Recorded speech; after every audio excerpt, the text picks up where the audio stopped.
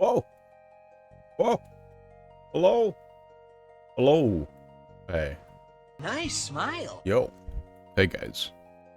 How you doing? Hope you guys are chilling. I got quite a bit to break down today. Ah! Tier 3! Oh my god! 45 months! Wow, thank you so much, Omega. For the Tier 3, 45. Insane, dude. Keep enjoying your emote.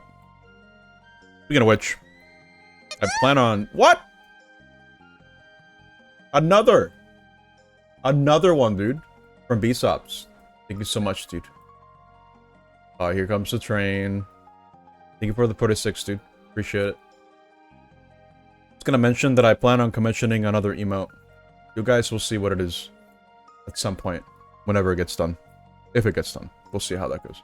But just to give you guys informed, I do plan on adding a new emote. Whenever it's ready. Whenever it's here. Tier 6? That's insane, dude. That would be too much money. By the way, I appreciate it. Alright. Cool. So, going back to what I was saying. I have a lot to break down. Reason why I didn't stream on Thursday. If you didn't hear. I had a shift on my work where I was alone for 5 hours. Now, mind you, that's with an asterisk. Because I could still text my coworker and my boss if I needed help or needed to have like a question answered relatively quickly. What's going on? Oh no! Alright, we're gonna be hearing this for a bit. So, let me see. What was it saying? Forgot. I already lost my track of... You're right, I had a shift myself on Thursday. And you know, I usually come in the morning. Like, I have to open the store by 9. I had to come there relatively early to do startup protocol and essentially run the show by myself. Now, thankfully, it didn't get too busy, but I did get quite the number of customers. I had to do a couple of repairs, I had to do a couple of claims, I had to do a little bit of inventory, also do a little bit of eBay on the side because a couple of things I'd listed on eBay did get sold. So I was doing a lot of back and forth, alongside answering some phone calls and trying to not burn myself out. But when I'm by myself, it's not really a chance to really catch my breath, because I'm always doing something, right? If it's not a repair, it's going to be helping a customer. If it's not that, I'm going to be looking at inventory. If it's not that, I'm doing the other eBay stuff. Because if we do... we ship items the next day, essentially, like the next business day. It has to be done like that. So I needed to make sure I had that done. There's a lot of back and forth. Whole lot of back and forth. And by the time I realized I was getting late, I didn't realize it was already like almost 5.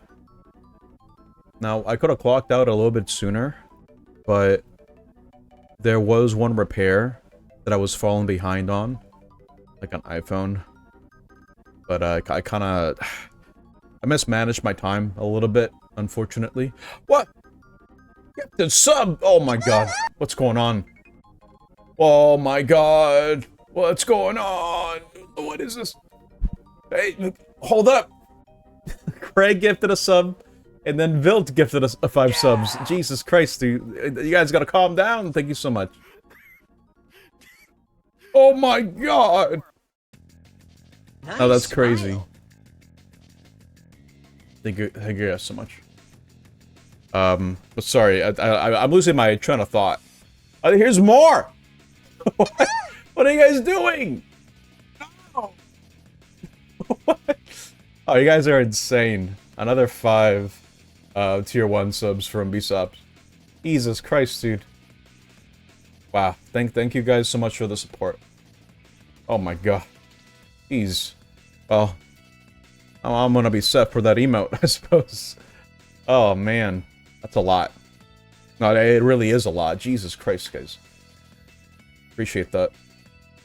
So let me shift back, focus back on what happened on Thursday. Yeah, so I already mentioned everything that I was doing.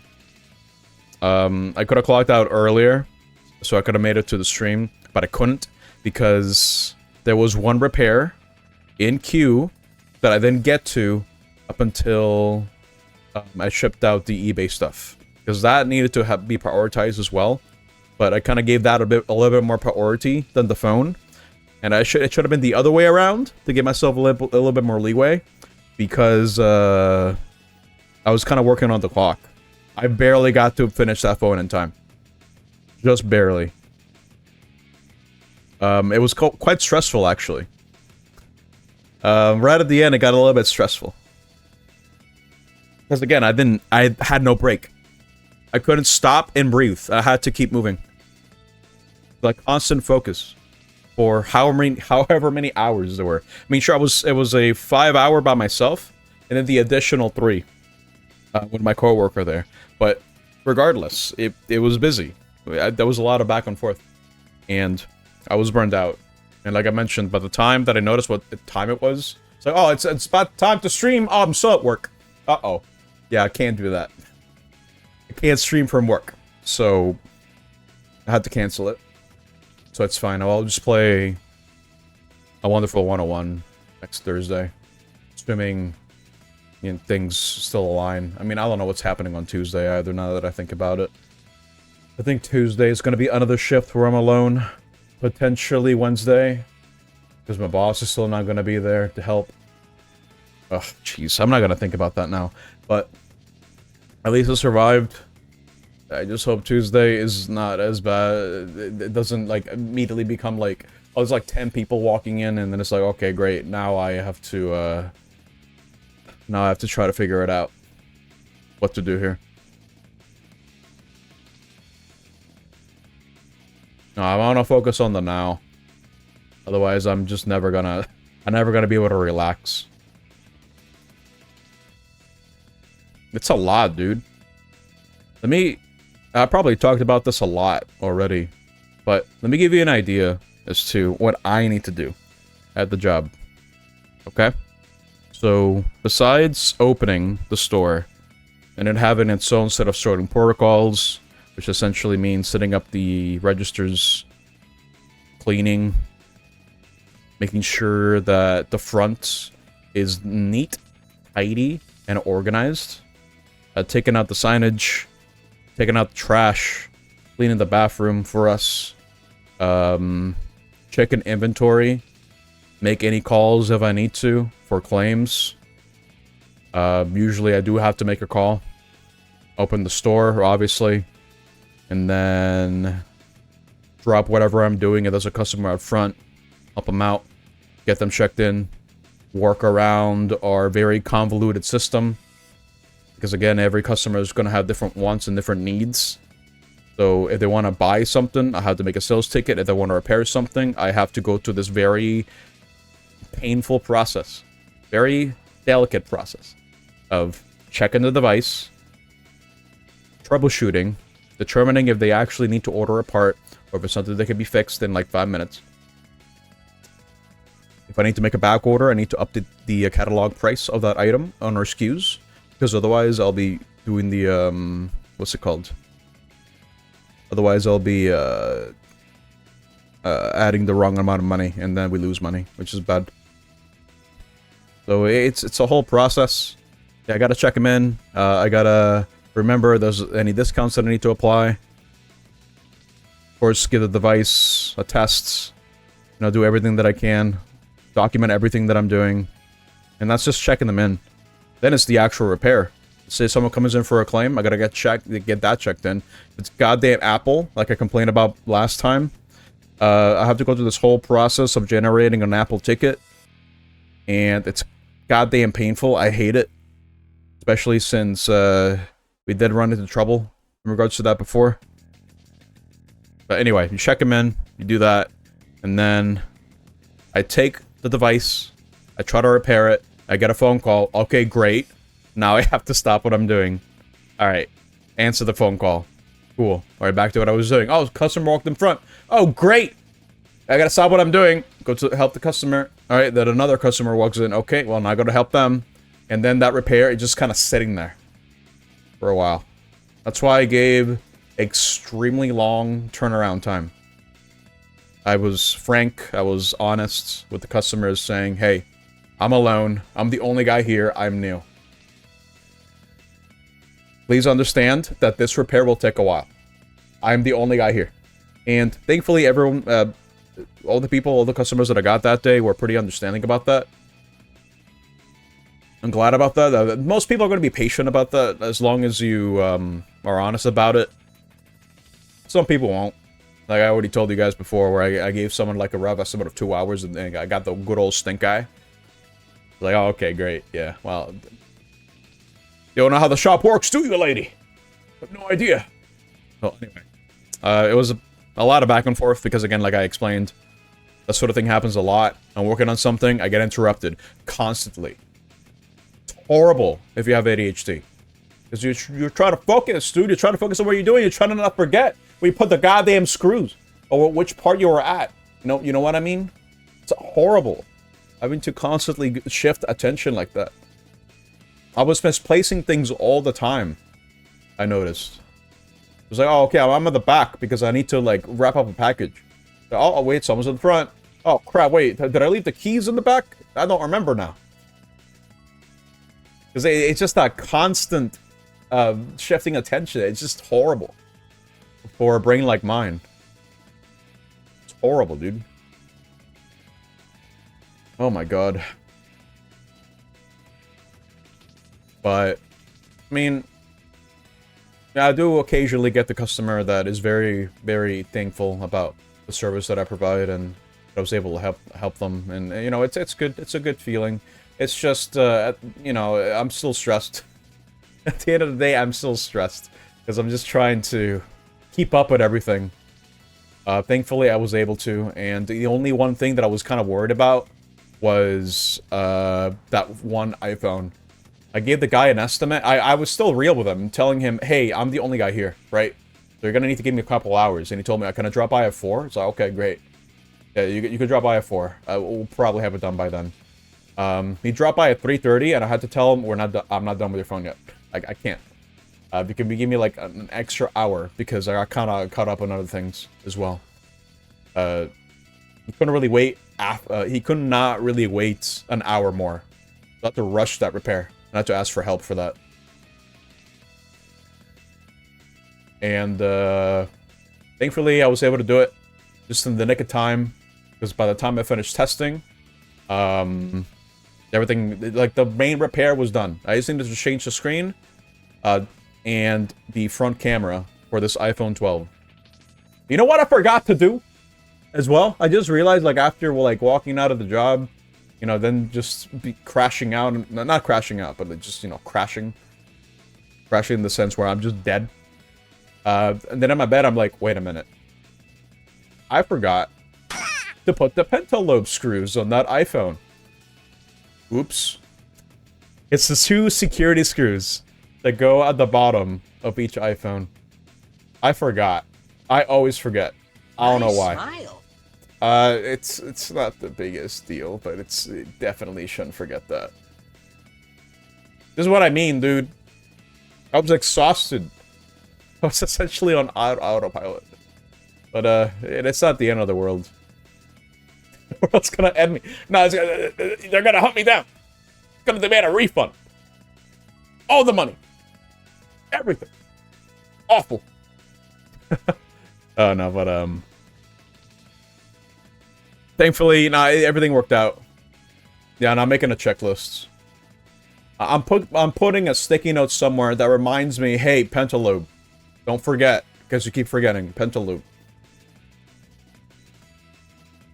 I need to have it somewhere in my work desk, in my workstation, just like a sticky note that reminds me. But it needs to be something I can see, right? I gotta place it somewhere where I'm never gonna miss it, and be like, "Ooh, wait, what does this say?" Oh, right. Yeah, I need to do this. Because the reason why I don't fully assemble phones is because I like to give them tests. I like to get the phones tests to make sure that they are in a fully functional state. Because the iPhone 12 that I was working on, the digitizer wasn't really working. I was like, oh crap, why? And it was because the flex cable wasn't seated right. And thank God I didn't fully assemble the phone before then, because otherwise I would have taken even more time to put it back together. That's why I do tests like that, where I don't fully seal the phone. It's a pentalobe. Yes. It's called a pentalobe screw, right? That's what they are. Let's see. What was I saying? Yeah, no, it turned out fine, so it's fine. It's no big deal. I was able to handle 2 other repairs, and we got a lot of repairs in the background. I did run into one situation where I had to like text my boss and my coworker to kind of figure out what the hell to do, because someone brought in a tablet yesterday, on Wednesday rather, and it got a like a malware cleaning, because it's one of those things where it's like, oh, you know, old person downloads a million apps and then you get pop-ups. Well, you're using the home screen, you know, that sort of thing. We did a service on that, remove all that crap, and then gave the device back. But then the lady comes back. Actually, no, it was on a Monday when she came in. I wasn't there, so I had no idea what the hell this was. So she comes in, and she's like, oh, hey, we have this issue with malware. It's what happened? You guys did this and still not working. And then I'm kind of like, wait, do I just take this back in and then we check it for free? I'm not really sure. Because I'm not sure what the grace period is on these things. And then I had to like ask my coworkers, and essentially told me we only allow for a 1-day grace period because we don't know what the hell happens to the device after it leaves our shop, right? It's already been 3 days. Like, if anything, you know how old people are, right? Sometimes they kind of forget a little bit. So maybe they just downloaded the stuff again. I don't know. I don't want to throw accusations because, again, I don't know. We just know that the problem came back again. So usually you have to offer like a grace period. No, Greg, yes. Yes. Oh my god. That is like the most common thing I've ran into. Because I do get a lot of older folk coming into my shop.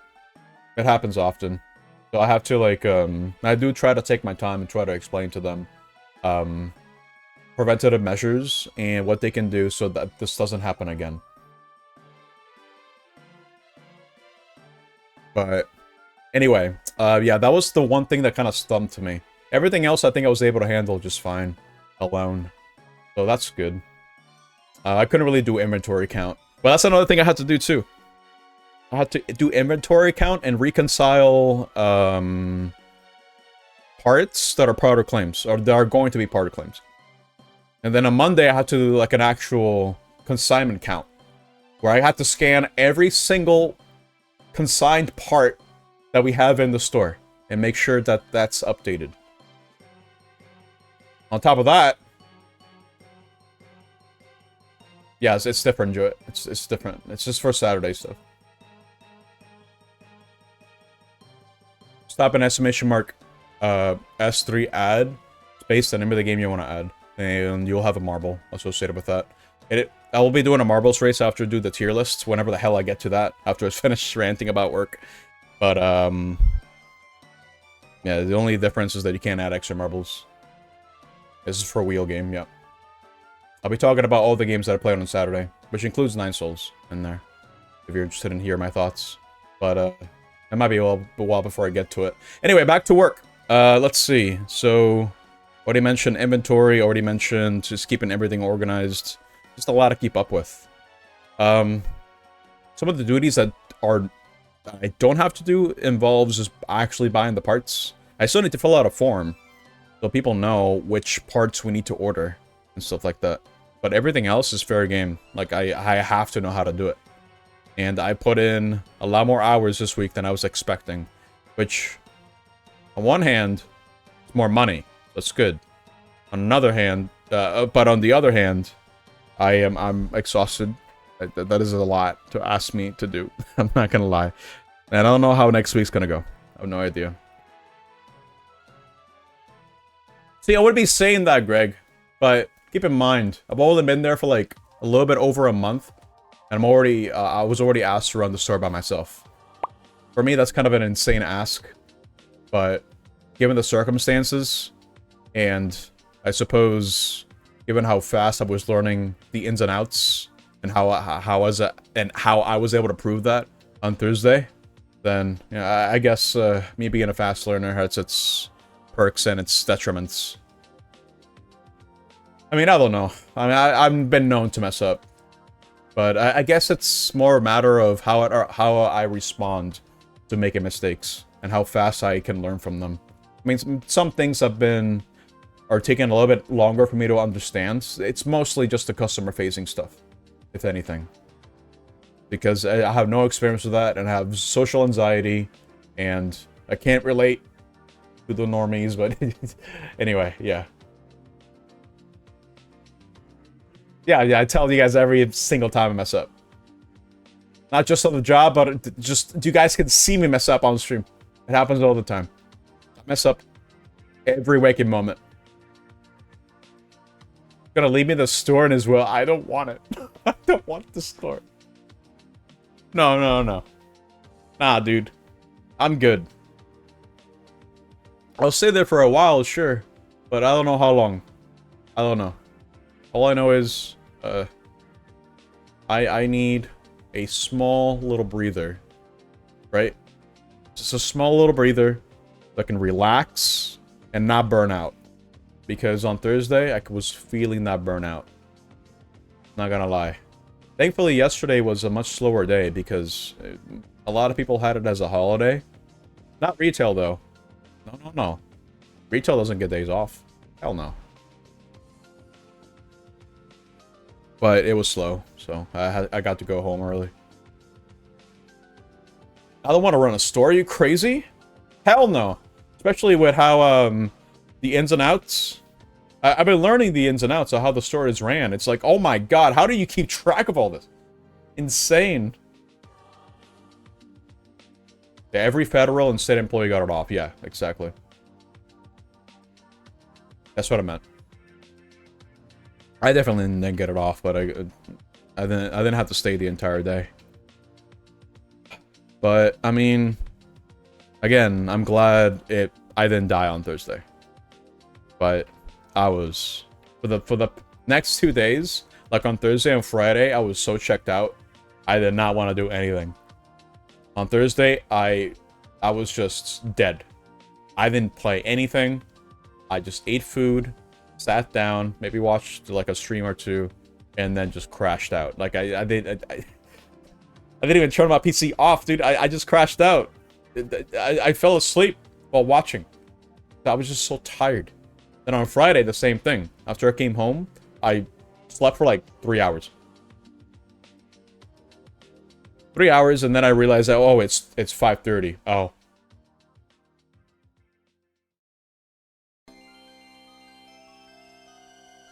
Yeah, I'm glad I didn't die. Oh, man. Well, I think Tuesday's gonna be the next day, if anything. I don't know. I mean, I feel like this is all a test to see how well I can manage on my own and how well I can manage the store with my coworker. I'll admit, it's a bit hard for me to strike up a conversation with him. It's a bit hard for me. I'm trying my best to not get in his way too much. It's just to essentially rely on each other. Because he's the master tech. I am a baby compared to him. He's been in the business for like 15 years. When I asked him. He's been doing this for 15 years, dude. I'm just a baby. Like I wasted like how many years in college with stupid computer science? Like 6? No, 7 years. On crap that I don't care about. That's it's time that I then spend on working on electronics. In fact, you know, I took up that as a hobby last year. Right? I took up that as a hobby. And I'll be the first to admit, I mean, sure, I know how to work around technology, no problem. But I didn't grow up with a lot of these devices. I'd never been an Apple guy, ever. No, it's too expensive, and I didn't like their interface, so I never learned it. But now, it's kind of a necessity for me to learn it. And I have been learning it at the job. But, the same kind of goes to phones as well. I've always had like a little hand-me-down phone every time. Nothing that was ever cutting edge or anything. And I never kept up with phones because I didn't have the money for it, right? So now I'm learning all about these different phones and how they work, how to navigate them, that sort of thing. It's been learning a lot. It doesn't compare to 15 years of experience, but you know, I'm trying to keep up. You'll be my coworker. I mean, we already get along, Joey, so I think it'll be fine. We can have banter, and I know you won't like yell at me too bad if I mess up.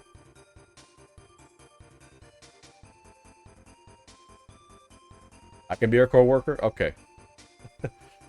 See, that's the difference, though, right? Like I know you guys. Like I've known you guys for a while. I'll work for you. Okay. Don't know about that.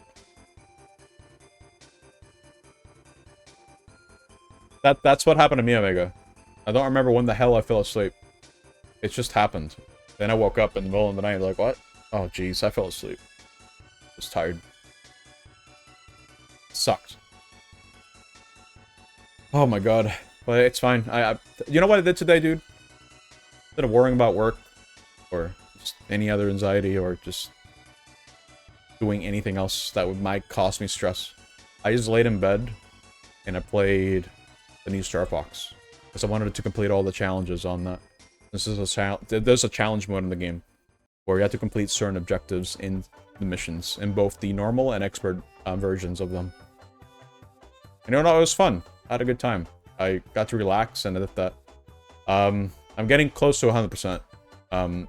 All the challenges are done, for normal and expert. And you know what I found out about the game? Since we're talking about this already. You know the camera thing, where you can become the characters through like the Nintendo camera accessory? Well, it's not limited to just the Star Fox crew. It can be Star Wolf.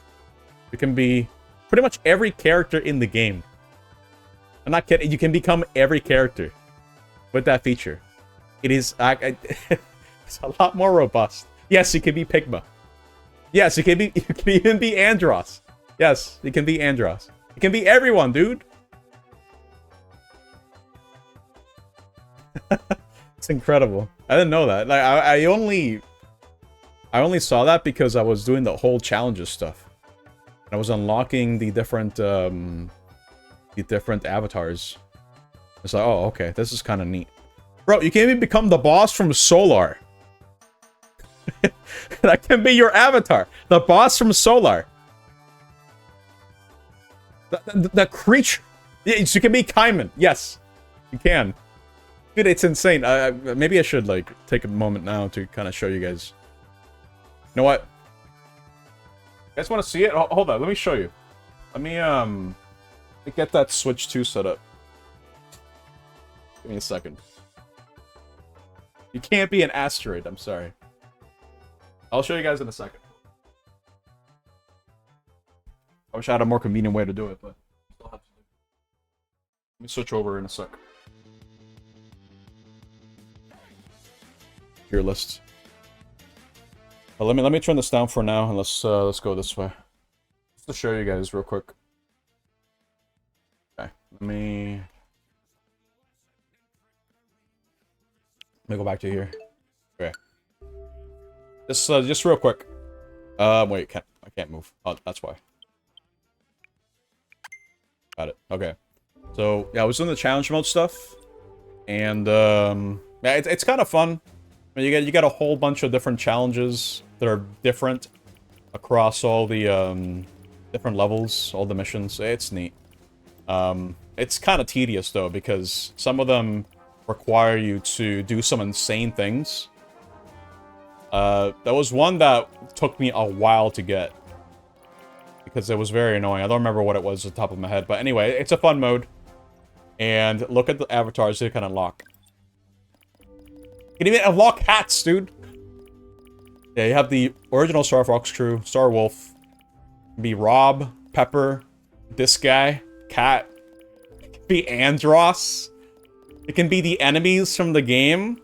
And again, yeah, you can be the boss from Solar. Saw Rhythm Heaven. Oh yeah, I might get the new one. Okay. Hey, look at these accessories too. You can get these. That's kind of a shame I can't test this because I don't have the camera. I don't know who is locked, but I think this might be Andross's brain. Because it says earn every medal in expert difficulty to unlock. I haven't done that yet. Because I haven't I've been focused on challenge mode. But I think the only thing that's missing here is probably Andross's brain. I'm not sure. But yeah, look at this. It's kind of neat. I'm not gonna lie. You can put hats. I mean, look at this. Slippy's hat. It's not red. That is not his hat. It's neat. I also tried out the battle mode. It's actually kind of decent. Not gonna lie. Pretty fun. Like a 4-on-4 dogfight. Where you have 3 different planets with different objectives. For one of them, you have to essentially capture a point. Another, you have to defeat an enemy and carry the cargo to your base. And there's one more where there is one area in the map where meteors start falling, and you have to destroy the meteors and collect, like, green rocks to increase your score. It's pretty neat. It's pretty engaging. You get a whole bunch of power-ups, like a laser that goes across the map and annihilates everything. Get, like, an EMP bomb. Deploy a decoy. It's pretty fully realized. It's kind of insane. It's pretty fun. I'll probably show that off another time, but it's essentially what I wanted to show off, just the avatar stuff. Still kind of insane, if you ask me. Still kind of insane.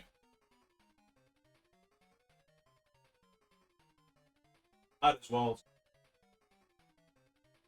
Like I have anything else to say about the job. Just, I'm tired, dude. Give me my money, please.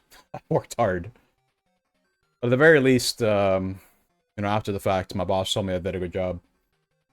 And, you know what? That's good. I'm glad. Because otherwise, I'm glad I was able to keep myself composed on Thursday.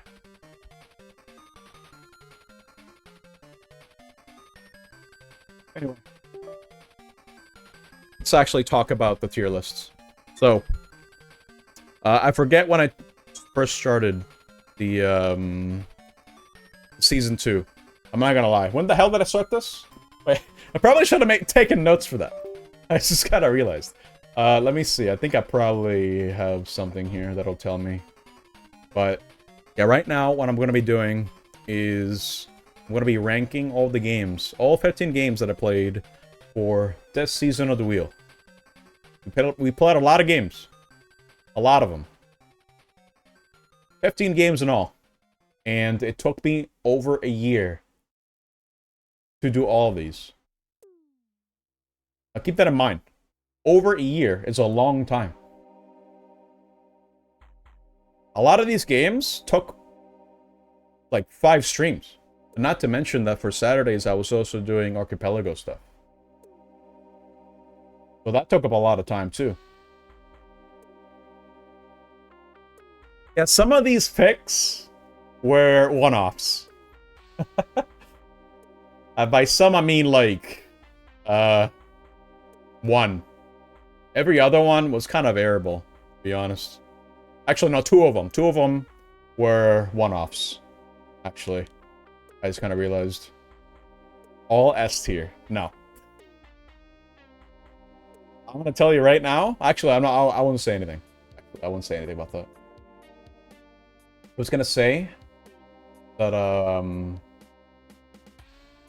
I know what S tier is gonna be. In fact, hold that thought. I need to check something. I forgot you played Sonic Dreams Collection. I didn't. It left a strong impression. I'll tell you that much. It stayed at the back of my mind for a long time. I still kind of think about it.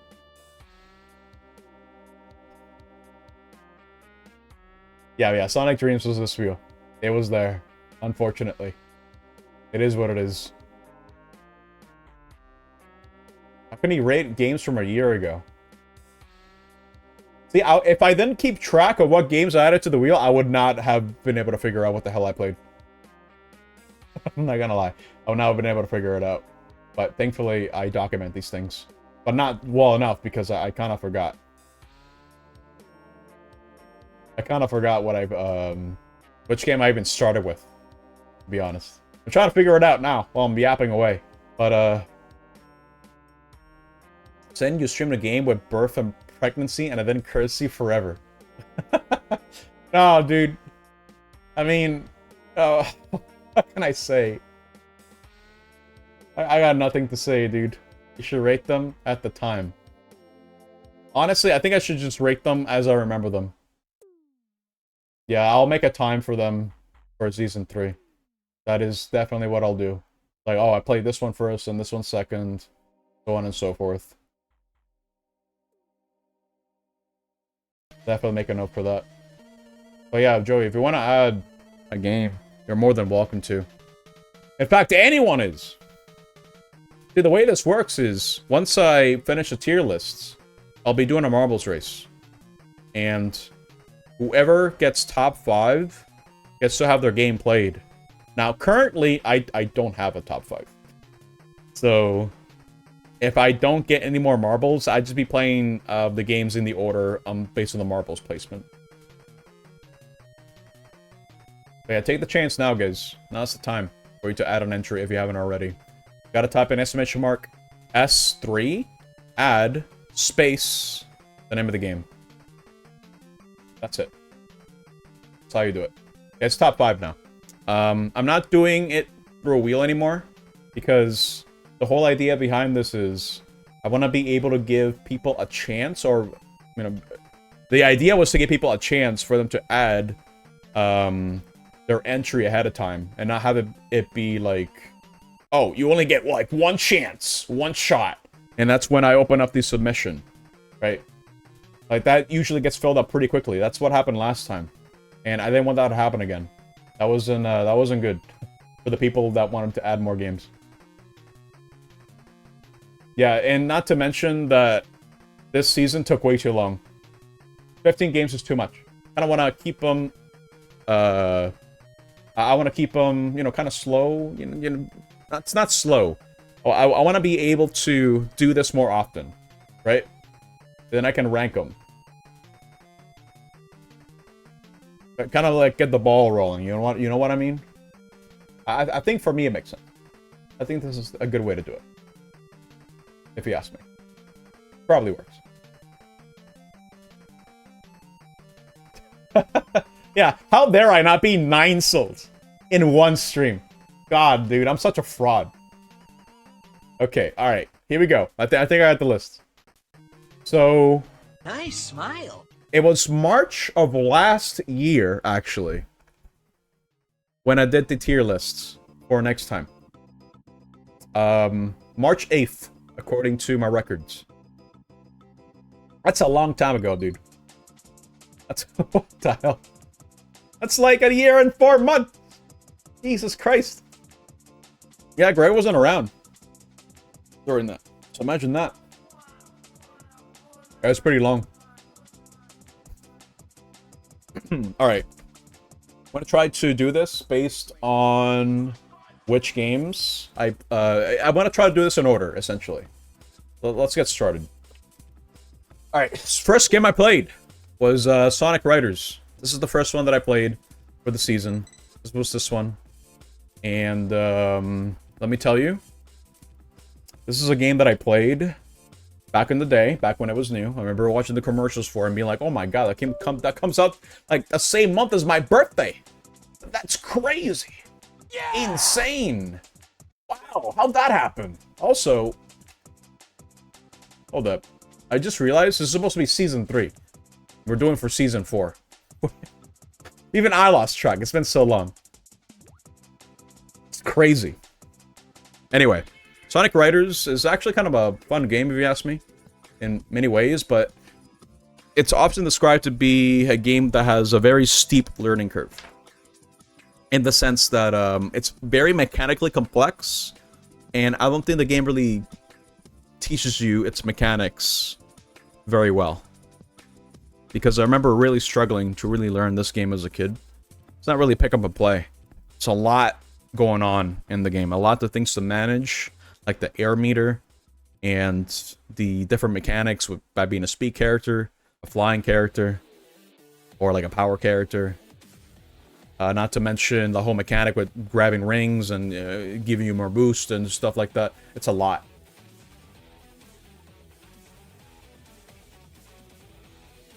Wait. No, alright, yeah, hold up. I'm going to reiterate what the submission rules are for the next season, okay? For season 4. Alright? Keep this in mind. These are the rules. Okay? And I abide by this. I'm gonna keep these rules unless I decide to change my mind on it, but I will not. So I'm gonna be limiting. Like I mentioned, it's going to be based on a marbles race. So whoever gets top 10 gets to have their games played. Obviously prioritizing first placement and then working my way down. That's the whole idea. I'm only allowing 1 submission per person, which is fair. You know, I usually do that for everything. I think that's pretty reasonable. No games that are longer than 15 plus hours for a casual playthrough. I can be lenient and make exceptions, of course, but ideally, I will not want a game that lasts longer than 5 streams. Okay? That's usually the whole idea. Yeah. I also, like with the Thursday stuff, I encourage you guys to submit games I haven't played on stream. You can just look at my games completed stuff and just kind of refer to that and be like, okay, alright, he's already played this, so I'm not adding that. You can also just ask me if I played it on stream. I'd be able to tell you. How long is Crosscode, Omega? Because Crosscode could be like a Thursday thing. Like what we did with Sea of Stars. Xeno Clash is a 1 to 2 parter. Okay, good. Alright. But yeah, those are the details. Anyway, I need to talk about Sonic. Just real quick. Yeah, Sonic Riders. So, again, I played that when I was a kid.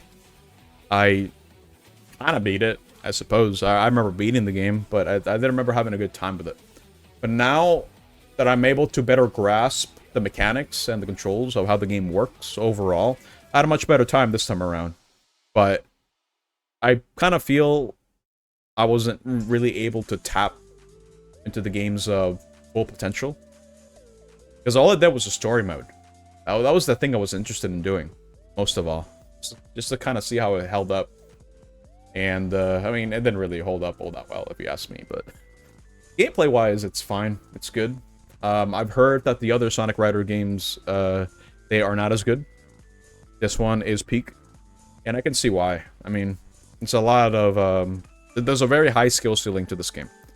And if I grew up with it, and I played it a lot, I'd probably be singing more praises to it, to be honest. I can definitely see the vision.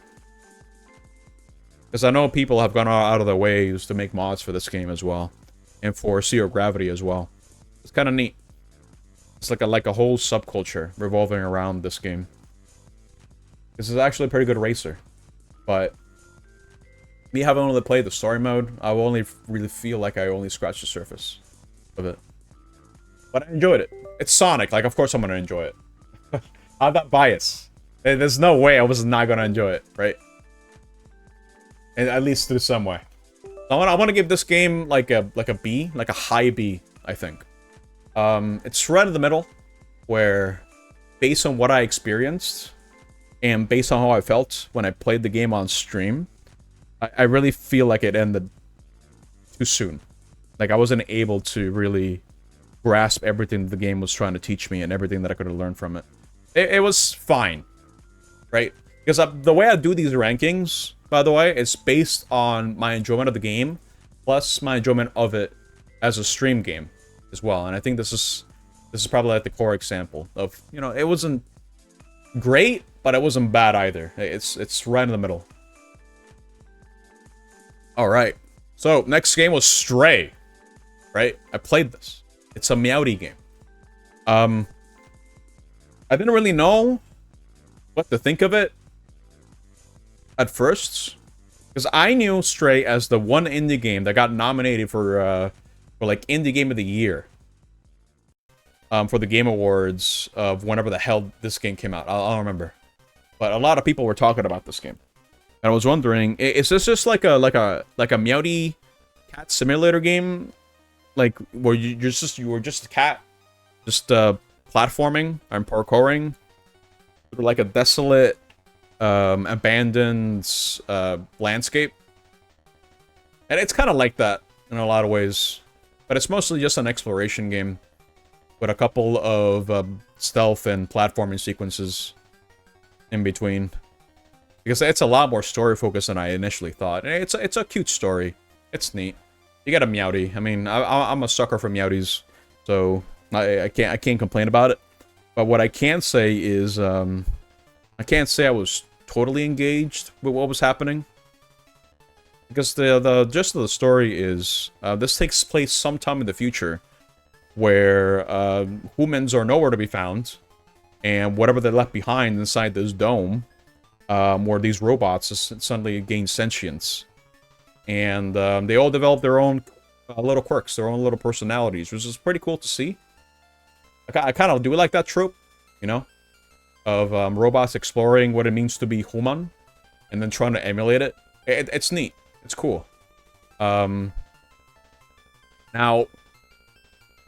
I kind of feel like that element, plus having the Meowdy in there, I'm not sure. I feel like if you remove the Meowdy and you added literally anything else, the story would not change. You know what I mean? If anything, the game has mass appeal because it's a cute cat. And then everything else comes after. You know what I mean? Maybe I'm being a bit cynical about it. I'm not sure. But maybe that's kind of the point, because the cat doesn't really belong in that world. And the whole idea is you trying to escape that world. And then you make these relationships with these different robots, and then it gets real sad because you abandon them. But you give them hope, because you give them the sunlight, I believe. I think that's what happened. Because they were just stuck in the dome for so long. And they wanted to get out. At least that's what I think I remember. I might be making it up. I don't know. But I did enjoy it nonetheless. I'm gonna put it in the middle. A little bit below Sonic Riders. It's good. It's fine. But I don't see myself really revisiting this game anytime soon. Maybe as a refresher. Because the gameplay itself was fine. It was serviceable. But it wasn't the crux of it. The reason why you play this game is to get yourself immersed into the world. And just learn more about it. And it's neat. But I can't say it left a lasting impact for me personally. I think it's fine. It's a fine game. Now, the next game that I played was... Let me see. Which one was it? Oh, I'm checking. What's the next game that I played? Oh no, I remember now. You know, this music is perfect. We get to talk about Kinect Star Wars. Now, out of all the games that I played here, this one was certainly the most unique stream I've ever done. Oh my god. Not only did I need to do a lot of prep work, where, first of all, I needed to make sure I had a 360 with a Kinect. Luckily, I do know someone that has one. All I need to do was get the game. But then I run into the issue is I don't want to do a face reveal or body reveal. I mean, a body reveal would be fine, but no, I need to get like a mask or like a ski mask. So that's what I ended up doing. I ended up getting a ski mask to make sure that I would not like dox not dox myself, but like reveal, do like a face reveal. I didn't want to do that, but I had to do that on top of getting water, on top of moving my entire setup around, so I could actually have room to do the Kinect stuff that they want me to do. Now, I'm not gonna lie. I thought Kinect Star Wars was just gonna be a one-off, because I thought it was just gonna be, oh, like funny Han Solo song and the Rancor stuff and whatever else there was. I don't remember. And the pod racing, which wasn't really all that engaging. But it turns out that the main campaign, when you're a Jedi, that was like actually a lot more, had a lot more content than I thought. That's what actually added to the playtime the most. It was that campaign. And I can even begin to describe how it felt. First of all, the Kinect sensors are not great, right? It's I wouldn't say it was ahead of its time necessarily. I mostly think it's just a novelty that has long, that is like, rather, no, the Kinect is a novelty that kind of came, not late. I guess I'm trying to like think as to what I want to say about the Kinect. Okay. The Kinect is something that no one asked for, and Xbox kept pushing. And pushing, and pushing for years to come. It sucked. In more ways than one. You wouldn't even begin to believe. Remember when Xbox One was Kinect? That was insane. When you need to always have online as well? It wasn't good. But, you know, that's another tangent. I think Kinect Star Wars, I wouldn't say it's like the flagship Kinect game. It might be, actually. When you think of the Kinect, I think you think of Kinect Star Wars, right? But that is like the Kinect game everyone thinks about. But I think it mostly just comes down to, you know, the Han Solo song. But that's beside the point. I think when you think of Kinect, you think of this. And how much of a marketing push Microsoft was just... It was really just trying to sell you on the idea that Kinect was the future. And that Xbox was Kinect. No one liked it. But they kept doing it. It was insane. But, you know, talk about the game proper. I mean, it worked. Right? I was exhausted after every stream. I'm not gonna lie. You guys saw me. Like, all the movements that you had to do in the Jedi game and the Jedi campaign was insane. I was moving my entire body freely.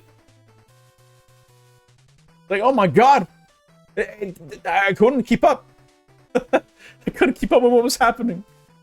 But I had fun. I'm not gonna lie. I actually kind of had a little bit of fun with Star Wars, but again, it's kind of a novelty. But as a stream, that was actually kind of insane.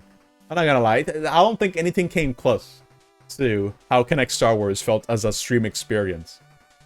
I was exasperated. I was like trying to catch my breath, gulping on water, trying to do all these crazy movements that I'm sure I looked ridiculous. If you guys could actually see a cam. No, but actually, no, you guys saw me in the cam. Now that I think about it, like a silhouette. So you guys could at least make out like my silhouette. Because I think in the dancing minigame, it does give you like a projection of yourself.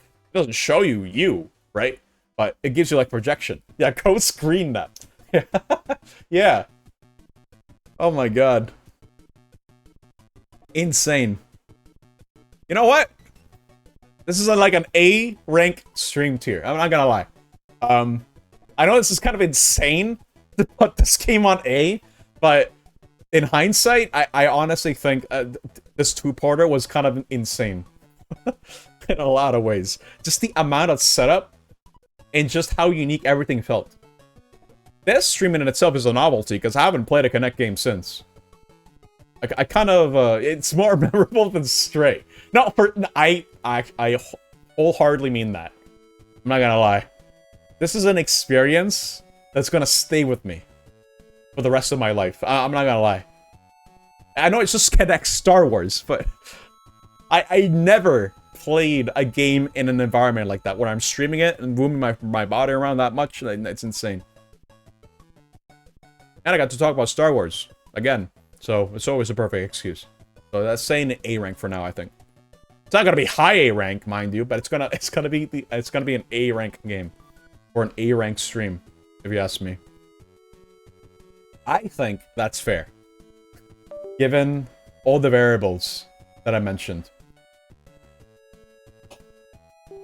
Speaking of memorable, We gotta talk about this next. Sonic Dreams Collection. Now, thankfully, this was another one-off. I should have got more water. I I don't know how to describe this. It's a meme game, first of all. First and foremost, it's a meme game. I forget when it was made, but it is essentially a deconstruction of... It's a deconstruction of how the outsiders from the Sonic fandom see Sonic fans, essentially. Take that as you will. I personally don't mean that in a mean way, but I don't know what the game is trying to tell me about Sonic fans.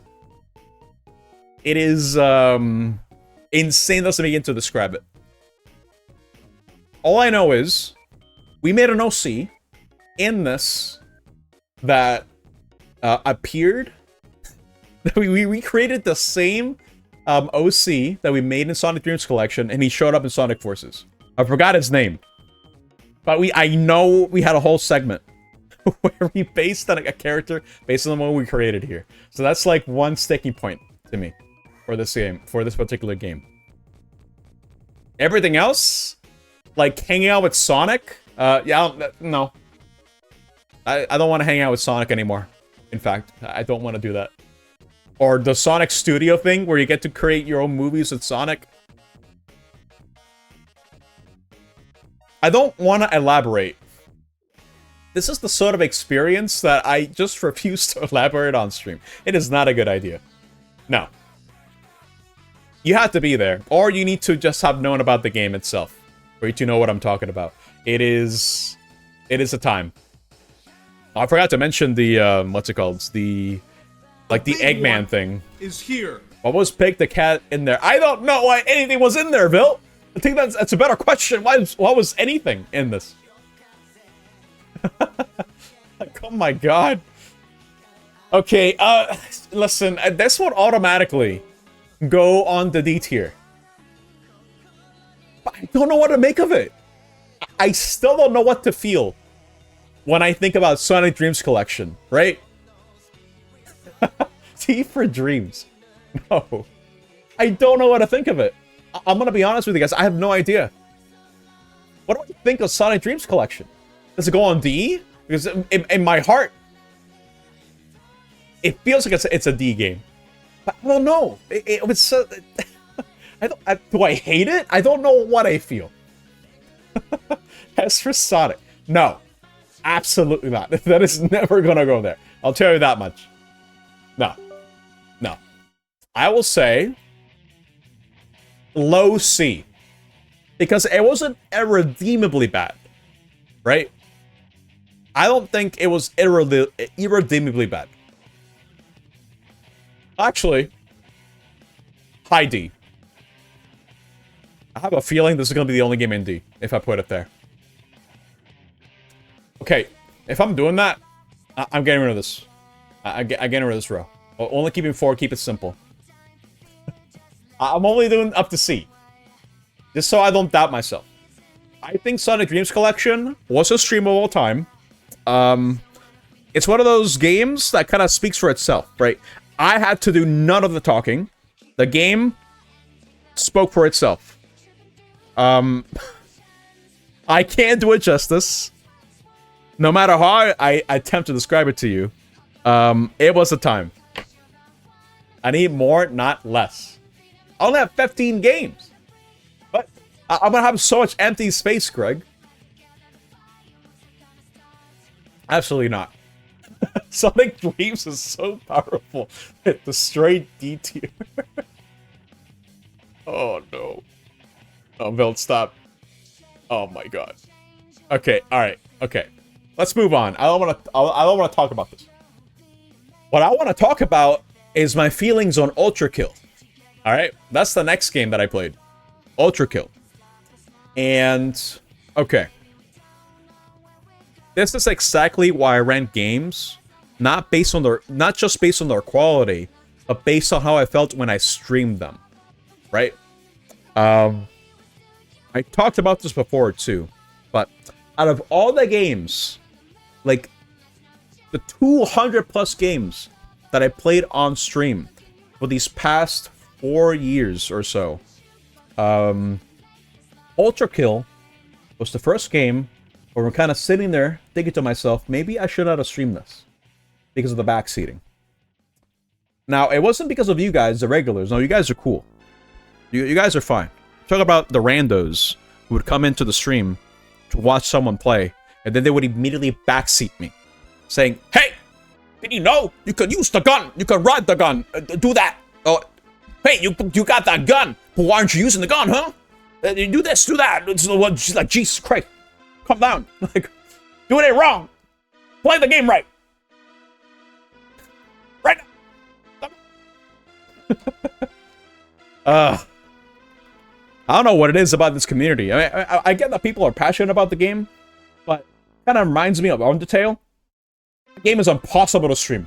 Never stream Undertale. Absolutely not. You're gonna get the exact same problem, if not worse. Where you have to do things in a certain way. You have to do soft pacifists, true pacifists, and maybe genocide. No variation whatsoever, right? You can't just be like, oh, I'll kill a couple monsters and then maybe start sparing a bit more. Or maybe I'll kill the majority and then, you know, start sparing because I kind of feel bad about it. No. No, you gotta play it in a very specific way every time. Oh my god. Like, now I already played the game, right? If I were to play Undertale on stream again, it would just be to re-experience it, right? But, I mean, first of all, I like Deltarune better. I think it's a much better game. But I don't know, I kind of don't feel like it would be a good stream game, to be honest. Unless I voice act it, and I don't want to do that. I feel like I'm gonna die. And I can't do impressions very well. I guess I haven't tried, but I don't plan on trying at all. Yes, Phil, I highly recommend Deltarune. Invite your buddies. Oh my god. Bro, say impression with my voice? Hell no. That's not happening. The tail is better because it has papyrus in it. Okay, alright. Okay, Consummate. No. Nah, Vilt, I think Deltarune is a fantastic experience. Although, I don't know if it's better for you to wait for the whole game to be out, because we are 5 out of 7 chapters in. We're expecting Chapter 6 to come out next year. Maybe Chapter 7 as well. I don't know. If you already waited this long, Bill, it might just be a better idea for you to just wait. I don't know. I mean, that's me. That's just me. Anyway, back to Ultra Kill. Despite the backseating, I had to put a goddamn sticker on me, by the way. I'm saying, please don't backseat. It still happened. It still kept happening. Like, it's insane. I know gamers can't read, but this is ridiculous. Then I need to put it like right at the center of the screen and be like, no backseat. No. Back. Anyway. Backseating aside. I can't remove it. I can't remove it from my mind. I cannot... Hold on, give me a second. Drink water. Okay. I cannot associate the backseating with this game. I can't. I feel like they're now part of the same being, right? I enjoyed my time with Ultra Kill. I enjoyed it.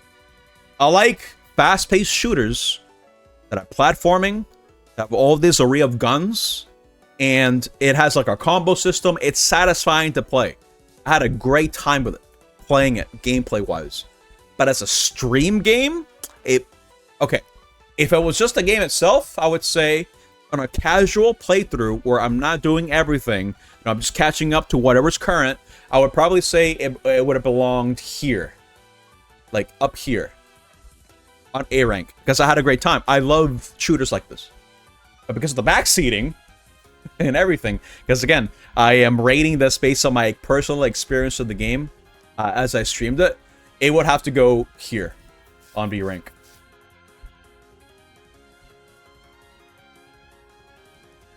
I removed D. Because D was just going to be Sonic Dreams Collection. What?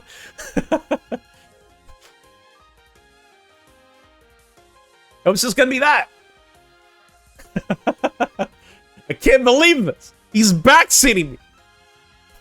Did you know? Yeah, B for backseating. You're so right. It was a bad experience. Wait, hold on. Let me catch up to where you guys are saying, because I need to check to see which game's next anyway. What another streamer you watch does, backseaters just get executed publicly. It's very gruesome. But what does he do? What does that mean? I wouldn't say it was a horrible experience, but I don't think I'm streaming Ultra Kill ever again. No, because if I'm going to be getting people like that, even if I say no backseat, because this is going to happen anyway, it's kind of annoying. I don't even know what to blame that on, other than the fandom. I know this guy called Maxor who makes like extremely like every frame is so dense editing, where like every frame there's just always something moving and it's insane editing, and I don't know, maybe I attracted the wrong crowd and it kind of associated with that. I don't know. He has a very simple rule of, let me play my game, I'll ban you forever on a whim, and people test it and find out.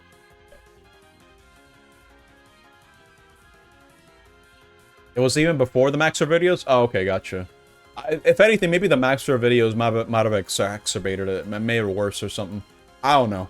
All I know is, it's a good game, but it got hampered down by the backseating, unfortunately. So I think it'll have to stay in high B tier at the very least. That is just how it's gotta be. Because otherwise, what's next? Oh, I know what game is next. Alright. I mean, where else would I be playing Pico Park 2? It's the sequel to Pico Park. This is an easy S rank. I mean, we got the whole gang here, dude. Look. It is, I love. The big one is here. Yeah, only negative was no Lena. Actually, yeah, we did not have Lena for this one. She was the first one to request Pico Park. The first game. However long ago that was. Yes, we are playing Sonic Pico Park. No questions asked. We are playing that. 100%. Oh my god. Alright. It's not actually S rank, but I will put it here. Actually, no. It's A rank. I mean, yeah, okay, yeah. We'll leave it there.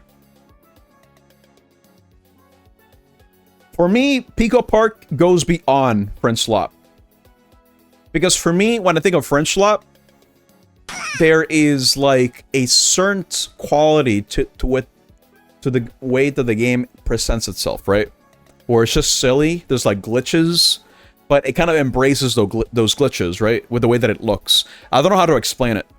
Like if you play stuff like Headliners or I don't know, like any other French Slop game that I can't think of off the top of my head, there's a certain quality to them that makes them stick out as a French Slop. You know what I mean? It's hard to explain. I can't really articulate it. But I think it's more of a matter of, it's not the most polished experience, but that's part of the point, right? Because it's supposed to make you laugh with your friends. That's the whole point. But I think Pico Park takes that to the next level, where it's a really, really simple looking game with really simple mechanics. But what makes it stand out is how you interact with those mechanics with 7 other people, which is an insane amount of brains to try to even solve puzzles together. Not only do these make for some of the best collab streams that I can think of, but they made a lot of moments, a lot of highlights, if you ask me. I mean, hell, from the first game, there's this one clip about me saying something about the suck. Kasama keeps quoting it. But there's a lot of standouts. A lot of standout moments of people. Just soak me! Yeah, like that. When did the party game genre become French Slop? Oh no. I mean, I don't consider those to be party games, Bill. French slop. No, I have to think about it. I have to think about it. No, Mario Kart and Smash are not French slops. Absolutely not. Hell no. No. It's hard to explain, dude. Usually it's an indie game, first of all. Second of all, it's a game that has questionable quality with the way that it looks and how optimized it is in terms of glitches and exploits and stuff like that, right? Usually it's not very clean, right? And it's something that you only really play once or twice, maybe a couple more times. Or something like Smash or Mario Kart, you're gonna be playing those a little bit more than once or twice, usually, right? Those experiences usually last a little bit longer.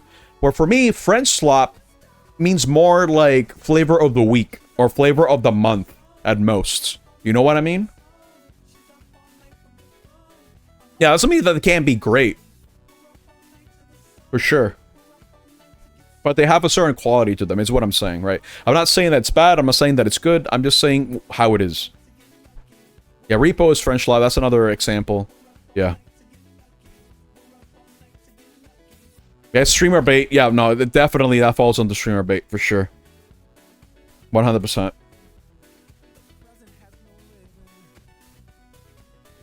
But anyway, if you made a Mario Party clone, would it be French slop? No. Wait, hold up. I did mention it was indie, and I did mention that it won't be up to par in terms of quality to something like AAA or AA or whatever. Okay, I see what you mean. This is why game genres, they're awful, right? Like, they're both really restrictive and not specific enough at the same time. It's really weird. It's stupid. All streamer careers are built on Lethal Company. What about games like, I don't know, like, jeez, I can't think of another one. There are going to be some French slop games that do stand out amongst the crowd, but I don't know, stuff like Headliners, right? Like, I played that on stream, but it was only once, right? Outside of the stream, maybe I played a little bit more than that, but again, it's kind of defined with the whole idea of it being like something you play like maybe throughout that month, but then you just kind of lose interest afterwards and you move on to the next thing.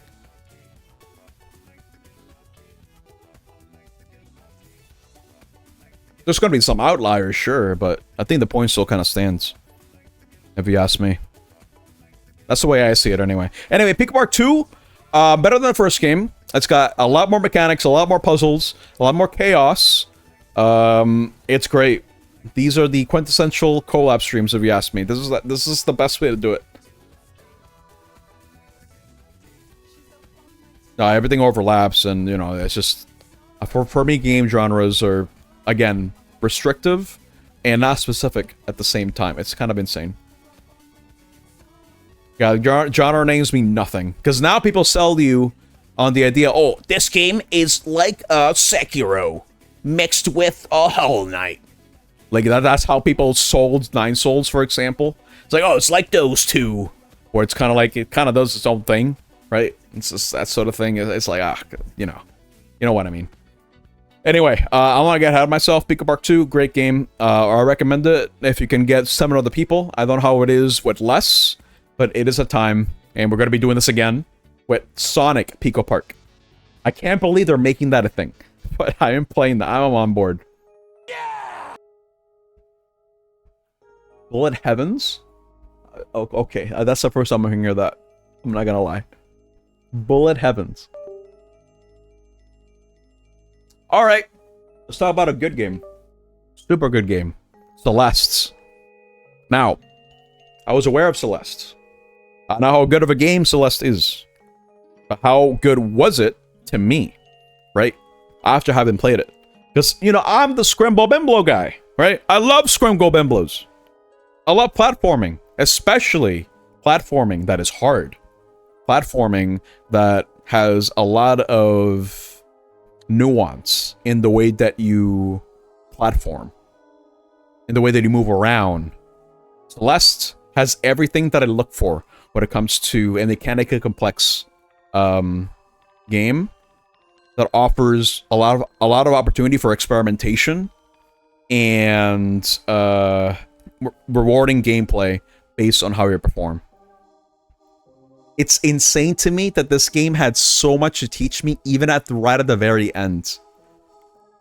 And the stark difference to my gameplay when I first started playing the game, and by the time that I did everything, is insane.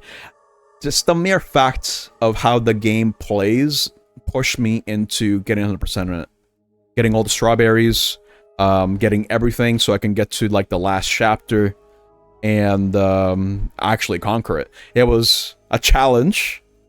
Like I remember losing track of time while doing the final challenge. Because I remember one time when I was streaming it, I didn't notice what time it was. And this is back when I used to still raid in Final Fantasy XIV. And then realized that I was going overtime. Because I was so locked in. I was having such a good time with learning. It's one of those games where I don't mind dying. Right? I don't mind dying because I'm learning something new. I'm like, okay, alright, I'm experimenting here. It's just a matter of execution now. Me trying to be experimental.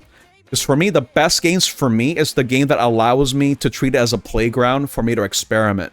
And just, you know, be curious. Like, so, oh, okay, like now that I learned this mechanic, like how can I use it? And it's so dense. It's so good. I can't describe it any other way. It's great. That's a great stream game that will need a post-it note for no spoilers. Wait, which one? What did Joey add? Return of the Oberdin. I've not heard of this. Massive post-it? Okay, gotcha. I'll keep that in mind. You know, Celeste's, without a doubt, is S-rank. I'm not gonna lie. I really, really like Celeste. I think it's a fantastic game. Not just in the gameplay, but I really did like the presentation. It's a little bit jarring how you have, like, the pixel art, and then you have, like, the hand-drawn, like, 2D stuff, and then, like, the 3D model for, like, the overworld, stuff like that. It's a little bit, for me, it felt a little bit unfocused in that regard with the way that it will want to present itself, but, I mean, for the majority of the game, you're going to be seeing the pixel art and the 2D drawings, so it's not a big deal. It doesn't distract enough from me. With the way that it tackles its themes, you know, self-acceptance and conquering, and you know, I really just enjoy the story. I can't do it justice in like in this setting where I'm trying to get to the next game as well. But what I'm trying to say is, game has fantastic presentation, music, especially gameplay. It nails it. It nailed it, dude. Just the fact that every level has something new. Something new to do. It's distinct. And not to mention that each level had like a harder variant of it too. So if I wanted an extra challenge, I was always there. And just the fact that I can't get over the fact that I got to learn about new mechanics at the end of the game. But like the whole wave dashing, like that was insane to me. Like, oh my god, I could have done this from the very start. It's not something you unlock. No, you always had it. But now that you know, now that I know, now that I have the knowledge, now the next time that I play the game, I can do some insane stunts. I can do some skips. Or I get stuff in different ways. That for me is the best way for you to make a game for me.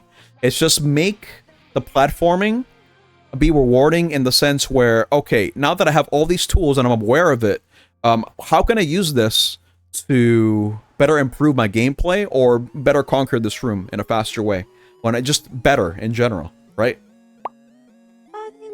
It's genius, right? It's like that one moment in Super Metroid where you fall down the hole in Green Brinstar and you find the monkeys and like, oh, we're going to teach you that you can actually wall jump. And you had this the whole time. It's like, what? So what? I had this the whole time. That's insane. And that just opened up so many possibilities. Like, it just completely changed the game for me when I first played it, right? It's so eye-opening because it changes the way that you play the game. in so many ways. It's insane.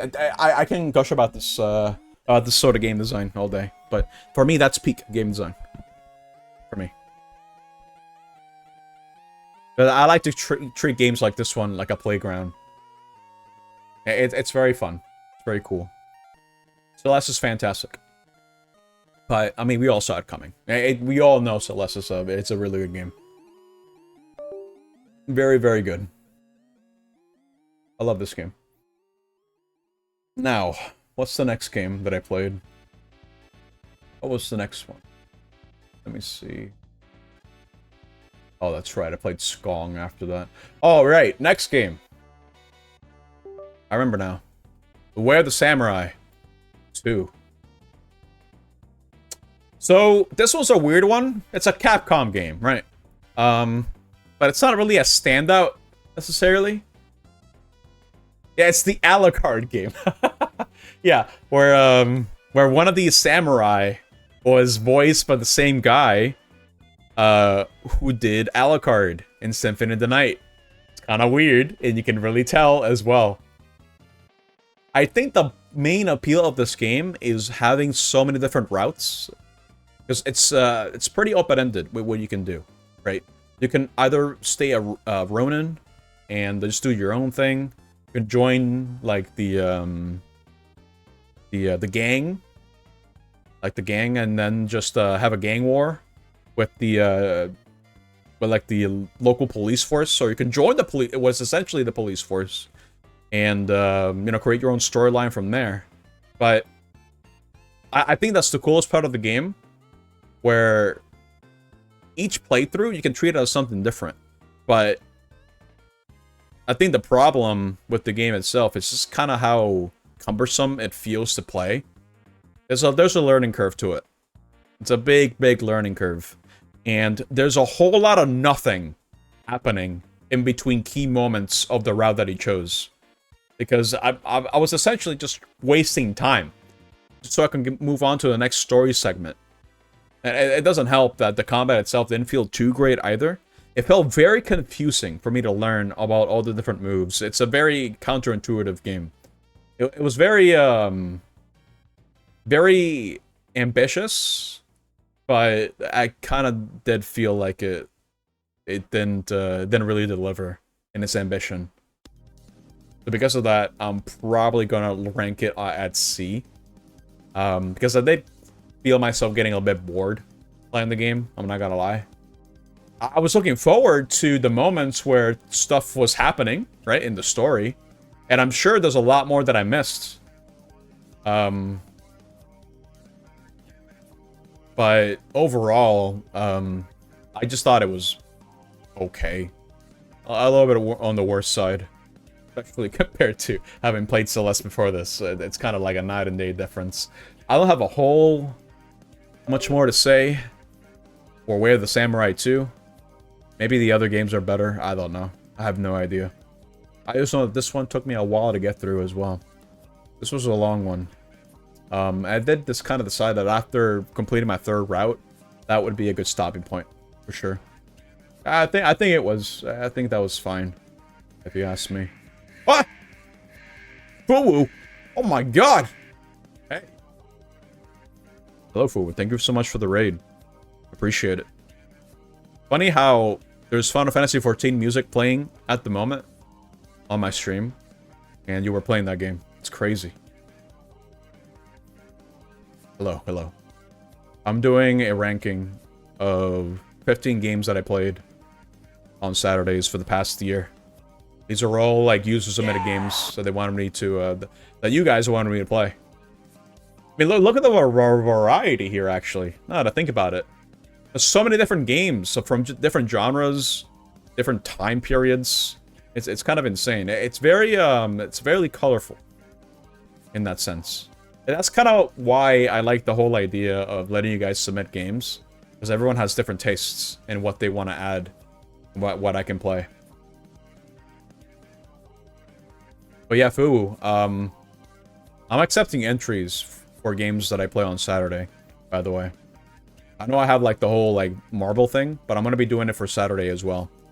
And if you want to add a game for me to play on Saturday, all you gotta do is type in !S3 add all together space the name of the game. So if you're gonna be adding Titanfall 2, Fuwu, that means you're gonna need to change your Thursday entry eventually. Oh, now you're locked in. Because I'm gonna be doing a marbles race after I finish here. I'm gonna be doing a marbles race, and whoever gets top 5, those are the games I'm gonna be playing after the stream for Saturday. And obviously prioritizing first place and working my way down to 5th. Is that against the rules? Okay, so it might be a little confusing, so sorry in advance. So I have the Thursday stuff, which is marbles, right? It's essentially the same thing here. The only difference is I'm not allowing you to add extra marbles, and I'm allowing for more than one winner. That's it. And these are games that are locked into the wheel, rather locked into the selection lists. So first place gets to get first marble to get first place gets to have their game played first, then second place, third place, fourth place, and then 5th place. I play all those 5 games in that order. I'm guaranteed to play them.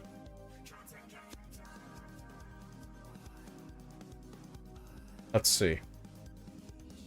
But yeah, just tell me for Thursday stuff. You can just tell me to change that. I'll honor your Saturday one as Titanfall 2. But anyway, I need to keep talking about the games here. Nice smile. Which one did I play next? I think it was Brave Fencer Musashi, actually. Yeah, I think it was this one. Okay. Cool. So, out of all the games that I played here, Brave Fencer Musashi was one that I was not super innately familiar with. I knew what it was. It's a Squaresoft game. I saw an Let's Play of it back in the day. Not the whole way through, but I was always kind of intrigued by the way that it looked, the way that it played. I was always kind of curious to try to play the game for myself. It's like a it's like an adventure. It's like a 3D adventure game with RPG mechanics. And it's got some of the more endearing voice acting from the PS1 era. For me, the game feels more like a Saturday morning cartoon sort of vibe. With the way that it presents itself. With the plot and everything. It's kind of neat. It's a cool game. It's mostly based on... Progression is mostly based on flags. The world itself isn't really that big. But stuff happens around that small world. And it slowly opens up as you progress through the game. And, you know, gameplay's pretty fun. Not gonna lie, it's pretty standard. For like a 3D action RPG game. It's pretty cool. You knew nothing about it, but it turned out to be an interesting game. I think it's cool. Yeah, no, I think Brave Fencer Musashi is a pretty cool game, all things considered. I think it lost sometimes, I'm not gonna lie. I wasn't really sure where to go next. And at least me personally, when I get lost in games like this one, it's definitely a plus if I come across something I would not have seen otherwise when I was lost. Because that's happened to me a lot in these types of games, where I'm not really sure where to go next. So I kind of try to just roam around and see what I can find. And sometimes I might find some interesting things to see and interact with. But not in this game, because again, the world is kind of small. So there's only so much you can really do in it before you have to actually move forward. Because it's a very plot-driven game. It's a very simple plot, but nonetheless, it's cool. I don't think the RPG mechanics really do much, honestly, because the progression of the game is kind of based on you getting these scrolls and getting these abilities. That's the main highlight, if you ask me. The placing of buildings, changing things. Oh no, that's Dark Cloud, Greg. You might be thinking of Dark Cloud. This game didn't have that, placing the buildings. This is the one game where you play it as a little dude, as Musashi. And he had like a whole array of abilities that we get as you progress through the game. Like being able to have like a bubble shield, do like a ground pound sort of thing. Carry yourself up in the air, stuff like that. I would say this game is like around here, personally. It's fun. I had a good time with it, but I don't really see myself revisiting it anytime soon. It's one of those games, those kind of like one and done games, if you ask me. Not a whole lot of replay value tied behind this one. Alright, what was the next game that I played after this? I think it was Hybrid Heaven, but I'm gonna double check. Let me see. I think it was Hybrid Heaven. Yes, it was. Okay. I think Hybrid Heaven is the most unique game, other than this, if you can even call this a game. I think Hybrid Heaven is probably the most unique game out of this entire bunch, in terms of what it tries to do. I don't think I've ever played anything like Hybrid Heaven, where you have like an RPG system where you level up your limbs in combat that resembles wrestling. But the way you level up your limbs, your body parts, is by using moves that use that particular body part. Which in concept is cool. It's a cool idea. But it's a little bit cumbersome. Not cumbersome. It's a little bit awkward to get used to, especially at first. They make for like a lot of hype moments. It is a very weird N64 game because it tries to be a lot at the same time. Because when you're outside of combat, it's kind of like a 3D action game where you kind of roam around and do some platforming, solve some puzzles. Very, very simple stuff. And sometimes you shoot things. It tries to do a lot. Not to mention, it has a very intricate plot with aliens that do the pose of that one guy that goes like, I have to do it to him. You know, the one pose where he's kind of standing, like, by having his arms, like, crossed together. No, not crossed. How was the pose? Hold up. Like, you hold your hands right in front of you, and you're just kind of, like, standing there, smiling. Anyway. Yeah, no, there's a lot of 1v1. It was never beyond 1v1, really. Yeah, it did a lot. The story itself was kind of cool because at the beginning, kind of play as this one, not replicant, but as this one hybrid. But then, after you meet the alien dudes, you get to play as the real main character, right? Because now that's you, that's the human you. Because the guy you were controlling was the hybrid you. I think that's kind of cool. Because then you get to fight the hybrid that looked like you at the beginning of the game as like a final boss fight. You know, he's like a rival character because you do come across him every now and then. That's kind of cool. It's a very strange game. I don't even know how I feel about it, to be honest. It has some novelty because of how weird it is. They've had a 64 fighting game, but it sucks that they have to expand it. It's so weird. Yeah, this is a really weird game, but I'm intrigued by it. I'm really intrigued by this game. I'm not gonna lie. It has a lot of faults, for sure, but it does so many things that I have never seen a game do. That I think it kind of warrants it being like a mid B tier game, if you ask me. I think that's fine, if you ask me. I think Hybrid Heaven is still worth a playthrough if you're curious about it, because once the gameplay sticks, it's fun, it's cool. Because every fight in the game, every enemy, you have to fight differently, right?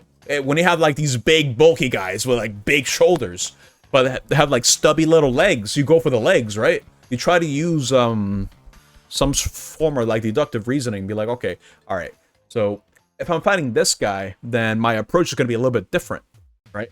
I think that's the coolest part of the combat, where you have to approach each enemy in a different way.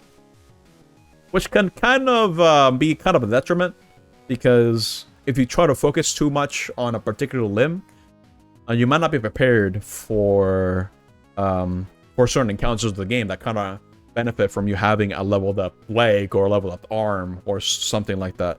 You know what I mean? I feel like it's one of those games that kind of benefits more from a second playthrough, when you know what kind of encounters you're going to be fighting and what moves you should be trying to learn. Because again, it's an RPG as well. You level up your limbs, and as you use more moves, you unlock more moves, and there's like combos you can learn too. It's insane. There's nothing like it. Even today, I'd never seen a game do anything like Hybrid Heaven. So you know what? I'll move it up a little bit more. Beyond Ultra Kill, I don't think so, but I think it stays there. I would say it's more than a novelty. I think it can be fun under the right circumstances, but you got to be willing to deal with jank. It is a very janky game. It would have benefited from having better controls, I'm not gonna lie. But once you learn its rules, I think it's good. FMB game, Nuclear Strike. I think this one was like a two-parter. This game annoyed me, I'm not gonna lie. Nuclear Strike? It's one of those games where it's like, it's really short, but it's long because it's one of those games where if you fail once, you have to do the entire mission over again. It is an FMV game. Come on. You play it for the FMVs because they're insane. They're so over the top with the editing. Like, there's always something going on. It's insane. This is my very first Strike game. I'm not gonna lie. This is my very first. And, I'm not gonna lie. The mission, when I was in North Korea, it wasn't great. Not gonna lie. That kind of put a hamper in my mood. Because it's one of those games where it's like I mentioned, you fail an objective, and you were like 10 minutes into the mission. Sorry. Nope, you gotta do the whole mission over again. No checkpoints, no nothing. Right? It's not even because you died too many times. No, it's because you failed a specific objective that you could not have seen happening without you needing to make the mistake first. Right? It's one of those games where it's like something's gonna catch you off guard out of left field because you're just not gonna know until you see it happen, and then you're like, oh crap, I gotta do the whole thing over again. It annoyed me. I'm not gonna lie. I was like, this is annoying me now. This is not great. Thankfully, that was the only bad mission in the game, I would say. Everything else was fine, I would say.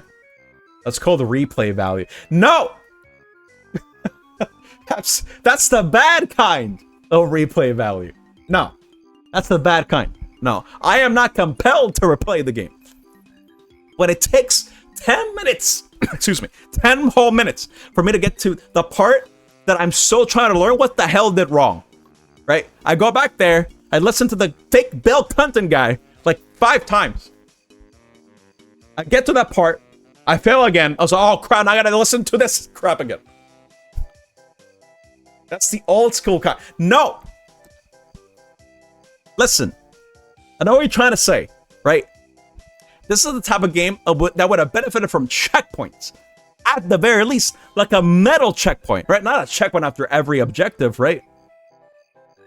Like, what kind of benefit am I getting from having to not only wait for certain objectives to happen, because I have no control over that, right? In that one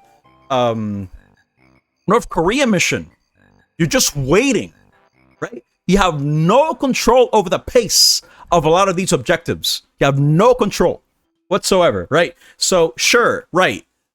Let's say for the sake of argument, it does add replay value. I have no control over how fast the mission goes, because it doesn't matter how good I get, I still have to wait the same amount of time to get to the point where I died, right? Like that is insane.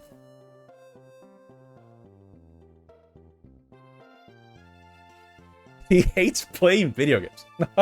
No, I hate playing this video game. All right, don't get the wrong idea. I hate playing this one, the third mission. I hate it.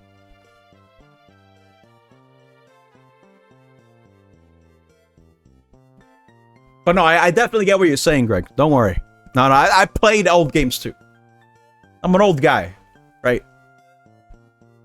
I'm used to that type of difficulty, but for me, it only benefits when it's like, ah, crap, now I lost, like, this so much progress. But no, now I can do a little bit better this time because I can actually control the pace for me to get back to that point of the game where I died, right? That's fine. That's perfectly fine. But not in this game. No, no, no. Anyway, this game goes like, I don't know, like here. I would say it's, the FMVs were funny, I guess. They were so over the top, and you can feel like it was made in the 90s, too. I think that has a charm to it, for sure. But as an experience for me playing this game, nah. Nah, dude. I would not play this again. I'm not gonna lie. I know what to do now in those missions, but do I really want to put myself through that again? I'm telling you, some of these objectives are stupid.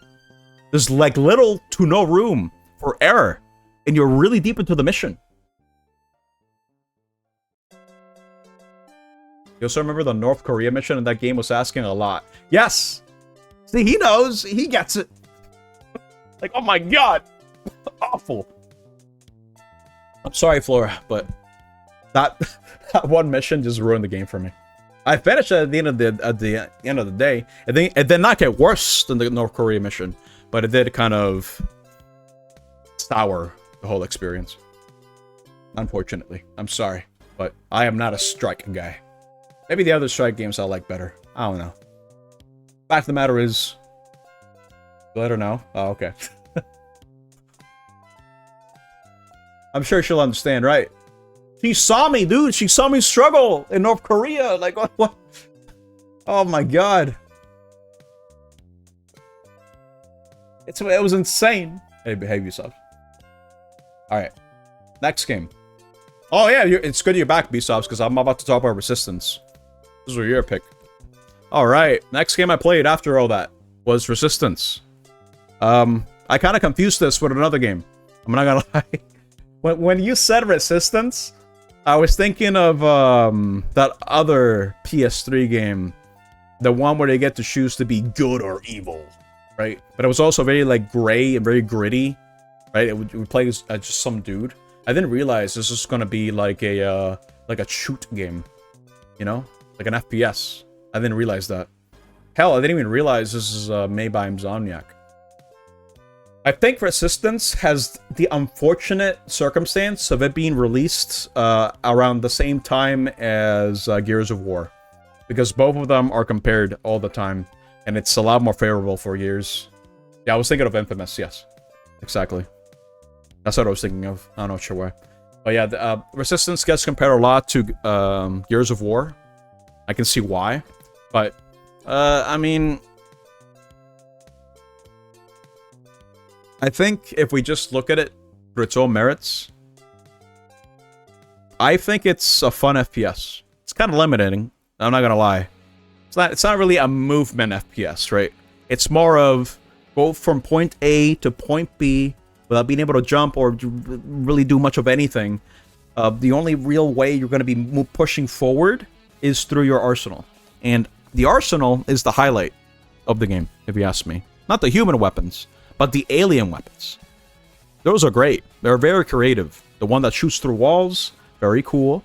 The one that's just like a burst fire, and you can like lock onto a target, like tag them, and then have all those bullets go to them. It's cool. It's cool. It's what's the Halo killer. This right here, dude. Yeah, you're dealing with aliens, right? They're really cool. Wow. So many goddamn Halo killers back in the day, dude. Yeah, you had Crisis. You had, what else? Wow! Yeah, all the WoW killers. Yeah. My god. Insane. But no, I think Resistance is fun. I'm not gonna lie. Nathan Hale is a legendary hero. Like, oh my god. I do like how the story presents him, right? Because it's recounting events of what happened from the perspective of someone who personally met the guy. So there's a little bit of gravitas, you know what I mean? Like, there's like a legend behind this guy. He doesn't talk, but he gets things done. He's like a, he's like one of those brooding, not really brooding. It's like one of those silent protagonists that's like that has achieved like a legendary status. And so I did like how they presented him here. I thought that was pretty cool. Not to mention, again, just the whole idea behind the gunplay was pretty cool. But beyond that, I don't have too much to say about it, to be honest. I hate Nuclear Strike. I'm sorry, Flora. The North Korean mission? You can't defend that. You absolutely cannot. No.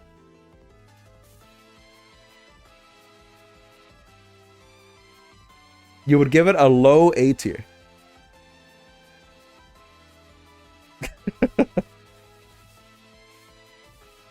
This is like C tier. You know what? You know what? You're actually correct. I should not have gotten rid of D. Let's move this a bit around like that. I think that's more fair. I think that works. Well, actually, no. I enjoy this more than Way of the Samurai. I think that works better.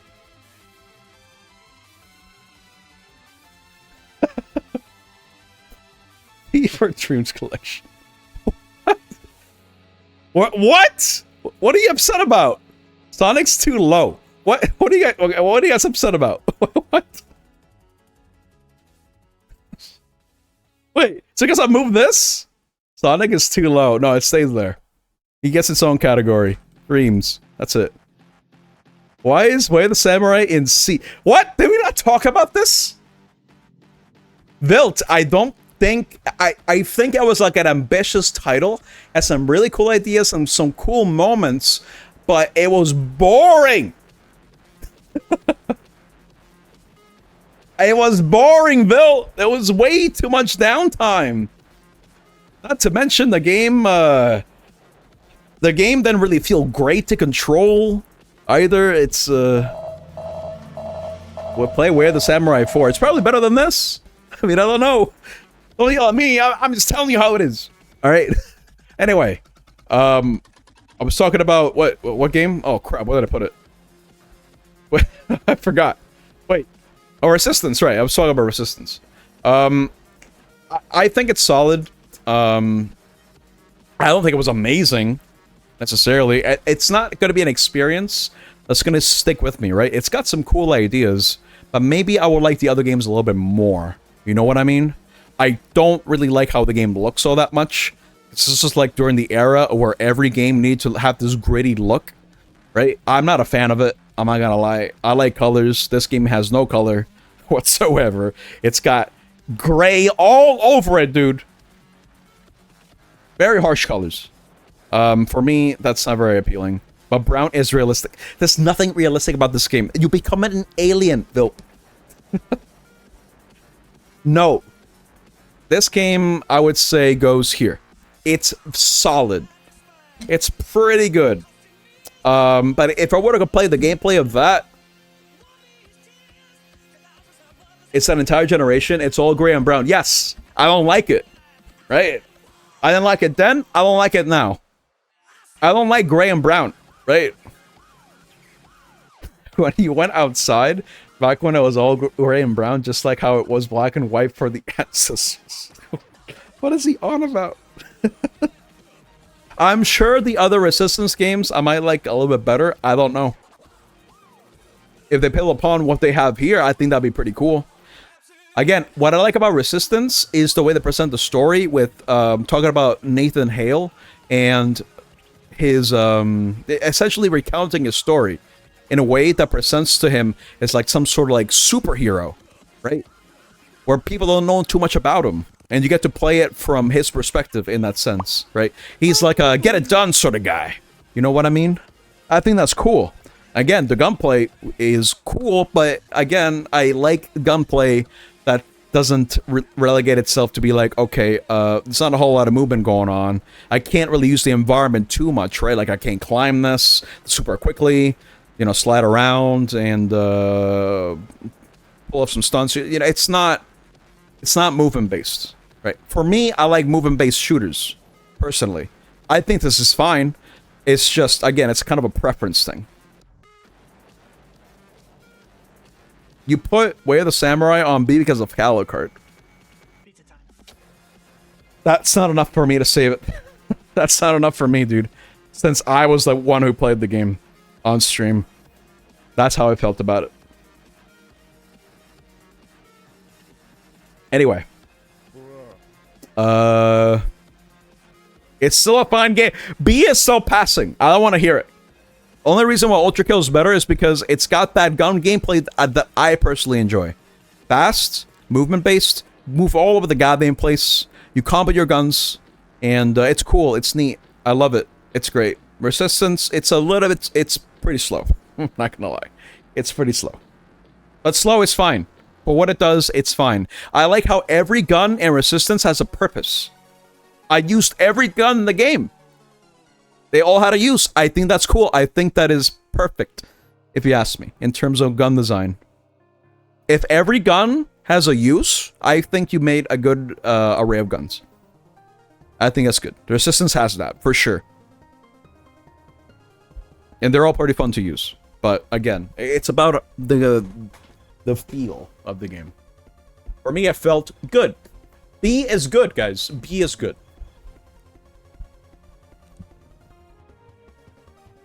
Let's see. Which one did I play after that? I think it was Mega Man 11, wasn't it? Or was it RE4? No, it was Mega Man 11.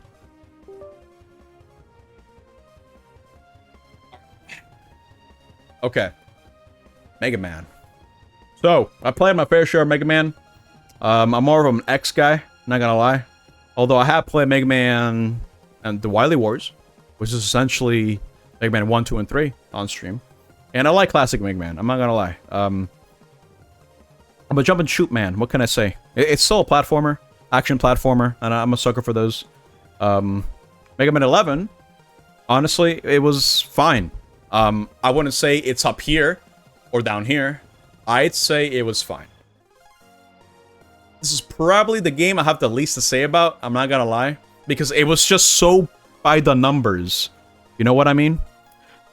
Mega Man 11 felt kind of safe.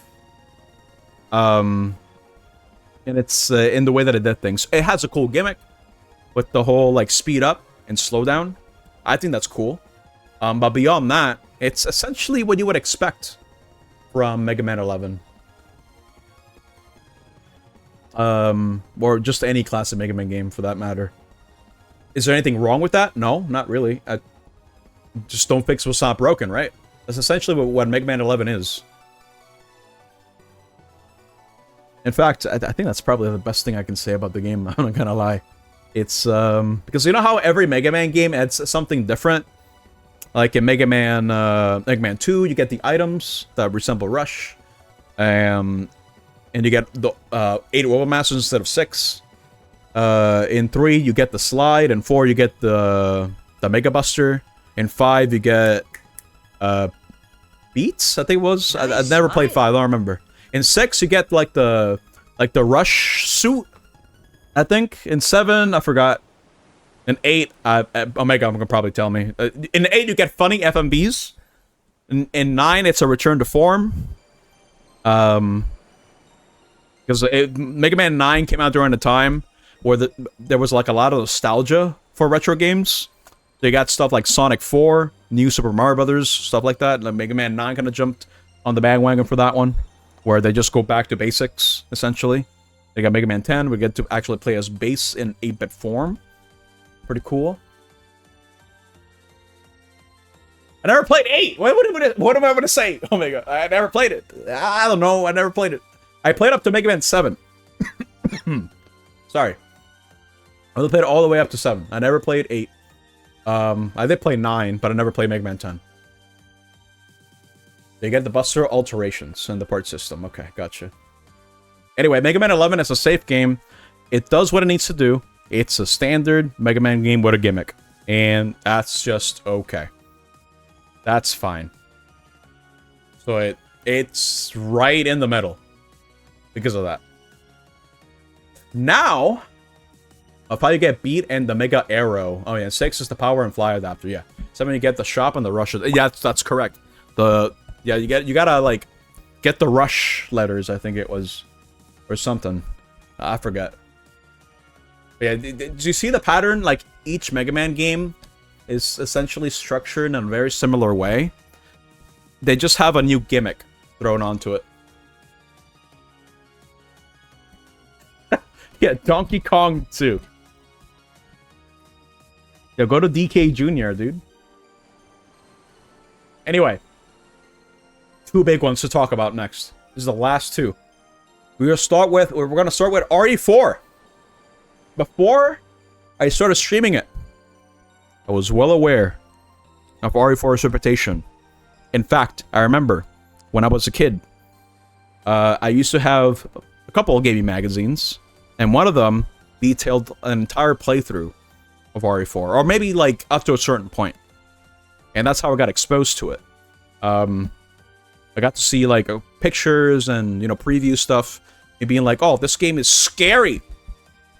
What's a Resident Evil? I don't know what this is. It's super scary." Like, I saw the giant. I'm like, "Oh my god, this is so scary. I can't do this. I'll never play this. It's on GameCube. I can't do this." DK Jr. is not DK2. What the hell? Which one's DK2 then?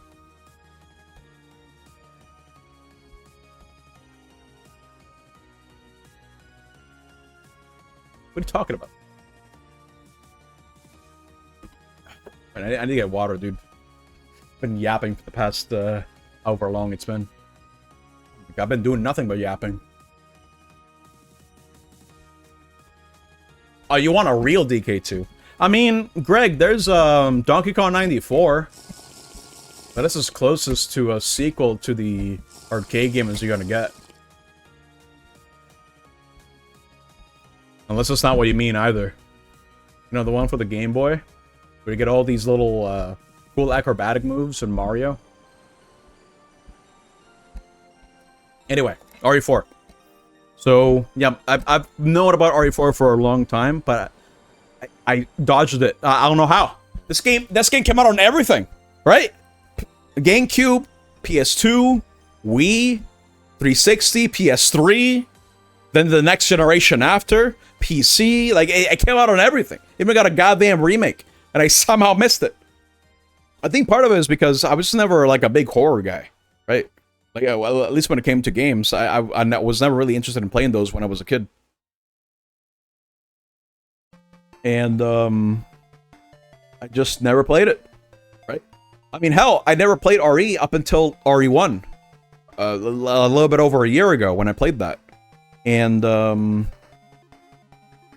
mean, going from 1 to 4, it was kind of, you know, kind of jarring. But I knew exactly, well, I wouldn't say I knew exactly what I was getting into. I knew RE4 was going to be a time, but I'm not sure how good of a time it was going to be. So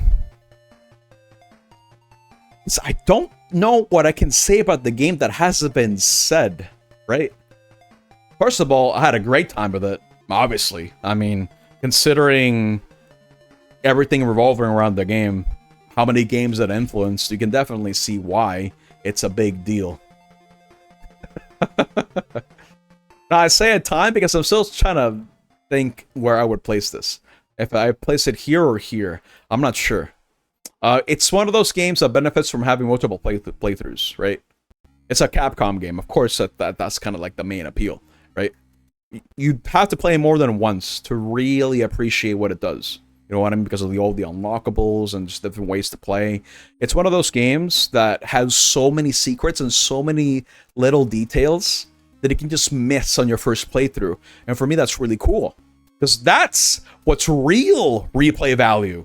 That's the good kind, right? That is a core example of good replay value. Where you're allowed to experiment and you get rewarded for it, right?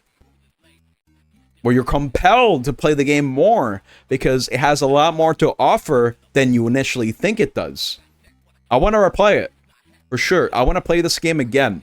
I'm compelled to because I miss so many things, so many unlockables, and just now that I know where stuff is in the game, or have a better idea where stuff is, I can kind of do better next time. Yeah, it's one of those games that benefits. It gets better as you play it more, I feel. And for a first playthrough, it was great. I'm kind of glad I went into it semi-blind, because I kind of knew about bits and pieces here, right? It's kind of hard to kind of avoid information on this game online, considering how big of a deal it is, you know what I mean? But I didn't know everything, and experiencing all that for the first time, it was pretty great. Not gonna lie, like, a lot of this game can be a highlight. You can point to one area, and you can just be like, oh, I remember this from this area, that sort of thing. So many things just kind of stick out. And not to mention, the game controls great. I really feel like the control scheme, you know, at least for the GameCube version, feels so natural. Everything just makes sense. It clicks. And again, it allows you to experiment in so many different ways and tackle obstacles in your own way as well. By obstacles, I mean just, you know, just the killings with zombies and the monsters and mutants. You get what I mean. It's cool. It's neat. And I would probably place this game. I want to say here, right? But I feel like it belongs here if I play it more. Yeah, I didn't know about the chainsaw controller. Yeah. I don't know. I'm gonna place it here for now. Okay? I really like RE4. Surprise of no one. I'm placing it there. Higher on the list. I enjoyed Celeste more. Because I'm a platformer guy. In my heart, I am built for platformers. It's never gonna beat a platformer for me. Celeste is a fantastic platformer. It is amazing. But, again, it's S. RE4 is great. It's wonderful. I do want to get to the remake at some point, but not before giving the game another playthrough, right? I kind of want to play it again now, actually, now that I think about it. I had such a great time with it. It's very good. I wish I had more to say, but honestly, I could essentially not gush about it, but I'm really intrigued by what I played. Is what I'm trying to say. Nice smile. I'll try playing it on a higher difficulty and just kind of experiment, you know? It's one of those games that really benefits from that. Nice smile. Okay. Last one. The big one. The sleeper hit. I had no idea what I was getting into when I started playing Nine Souls. Oh my god. Listen. Most people are going to tell you, alright, at least back in the day, right? I say back in the day, but that was like 2 years ago. Back before Skong came out, Silksong. Alright, you need to play something while waiting for Silksong. Play this. Alright, fine. That's a hook, right? That's the hook. Helps. The other hook would be, oh, it's like Hollow Knight plus Sekiro, right? You love those games, right? I like them. I really like Hollow Knight a lot. Hollow Knight would be like a triple S tier, but that's beside the point. I didn't know how good it was going to be. I'm not going to lie. I think Nine Souls, overall, is a fantastic game through and through, right? It does so much right, you have no idea. Oh my god. I would only say its only fault, if it even has one, for me personally. This is just me coming immediately after having played the game, right? Like, I just beat it last week, right? So I'm still kind of like letting those feelings simmer and, you know, kind of just kind of decide how I feel about the game overall. But I can't really find anything that I hate about the game, necessarily, right? I can't. Maybe this is gonna sound like a nitpick, if anything, but I kind of would have appreciated if the game allowed me to kind of do a couple of sequence breaks with what I was trying to do and trying to get into the graveyard segment earlier by pogoing off enemies. I think I would have appreciated a little bit more. But at the same time, I can understand why the game is as restricted in letting you access certain areas, because it's a very story-driven game. And the story is very good with the way that it's presented. Especially the character interactions. I think that's the highlight, if you ask me. I grew to care about these characters over time. I'm kind of glad that Yi wasn't just a one-dimensional character where he's just out for revenge. He actually has so many layers to his character that we get to learn throughout the flashbacks with his sister and his family, and his interactions with Chuan Chuan. And it's not just him, but Chuan Chuan himself, Uncle Chubby, the 9 souls themselves, the other souls, each having their motivations. I do like how all the areas are designed in a way that complements the 9 soul in charge of it and stuff like that. And how each area just felt so different from the last. It all just sticks out.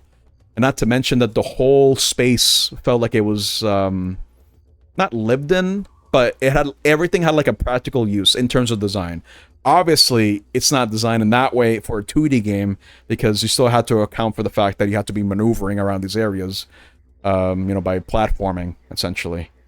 So that was, from a story perspective, I did appreciate how everything in New Kunlun was presented.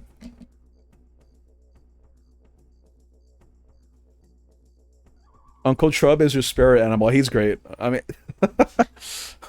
Bouncer! Mania! Oh my god! It's quite linear for, yeah. But like I said, it's fine that it is. Because honestly, sure, it's a Metroid core to some degree with the way that it's presented itself, but I don't really see it that way necessarily, personally. For me, it's not bare bones, but it just does just enough for it to fall under that genre. Because for me, it's not about sticking to what I like from the genre. It's more about everything revolving around the game, which also includes the combat. The combat itself, like, geez, okay, no, it's insanely good. I'm not gonna lie. Learning the fights in this game is a process, but it's a very fun process. I'd never felt like there was an attack that I would say was complete bullcrap. I mean, sure, maybe during the final bosses, I'm getting a little bit frustrated with some of the attacks because I couldn't really get the tells. But once you get into that flow state, right, where you have the boss or whatever enemy you're fighting completely downloaded, just focusing, just going with the flow of the fight, reacting, it's great. Like, the combat itself it's something you have to experience for yourself, right? It becomes like a dance and a rhythm game at the same time, where you're kind of reacting to what the other bosses, what the boss is doing, and then once you get into that flow state, it's just great. No, I definitely enjoyed Igon, for sure. Oh my god. Again, I got a little bit frustrated at first because I had a hard time telling the difference between the talisman attack and the big ball attack, because they both start the same way. But once I stopped and gathered my thoughts and just looked for like the right animation for it, I was able to like lock in, no problem.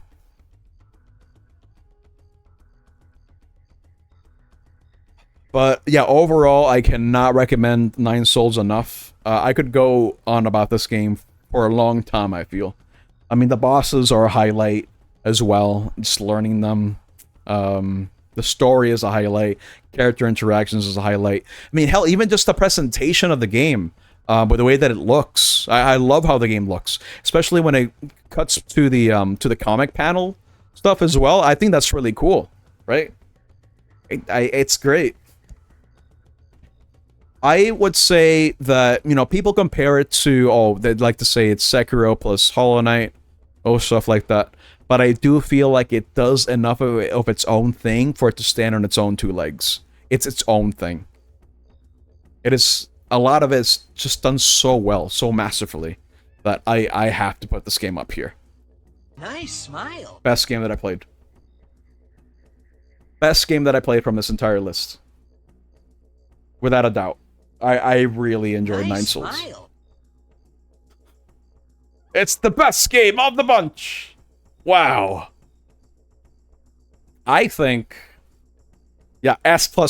It is wonderful. Oh my god. Yeah, I saved the best till last. I mean, dude, I had to earn that win with Igon. It was insane. That was a perfect way for me to end the season. With such a pinnacle boss fight. For the best game that I played in this list. Oh my god. Well, yeah, I think I'm pretty satisfied with this. Yeah, it's... I really want to know what Red Candle games are going to be doing next. I'm on board with whatever they make next. It might not even be a Metroid Core. I don't care. I'll play it. I'm sold on that dev. I mean, hell, I might even check out their older stuff. See how they did it. Oh my god. I'm telling you, dude, the story, especially at the end, it hits so hard.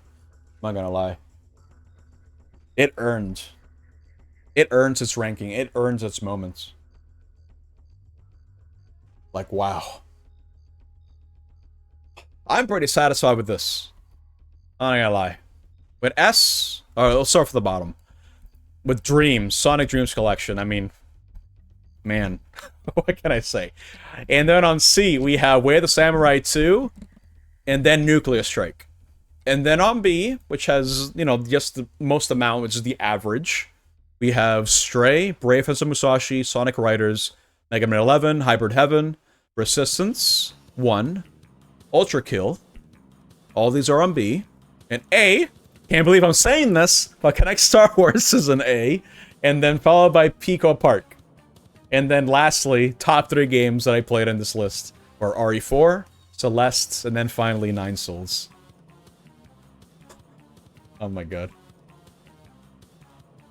All Santa games suck. He's baiting me. No.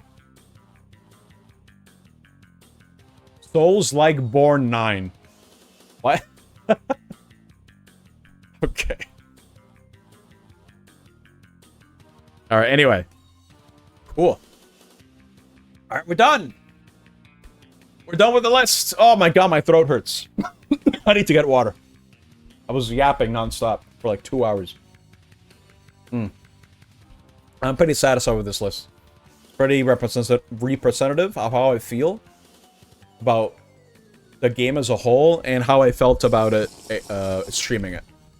That's why Ultra Kill is on B instead of A. Sorry. And that's why Kinetic Star Wars is at A instead of like somewhere in the B line. Okay. Cool. Alright. I think it's time. I think it's time to get started on the marbles race. What do you guys think?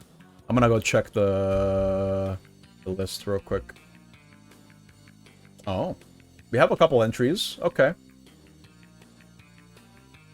Oh, Flora. If you're still here. I remember you adding an entry here, but I'm not sure if you want to change it.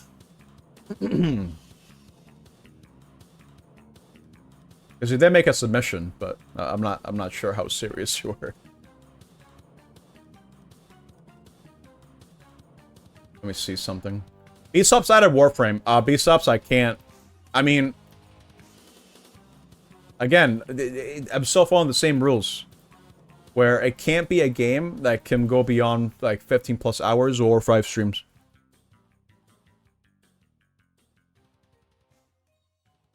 If Laura want to change her to a strike game, I think she said Soviet Strike, right? He added as a joke. Okay.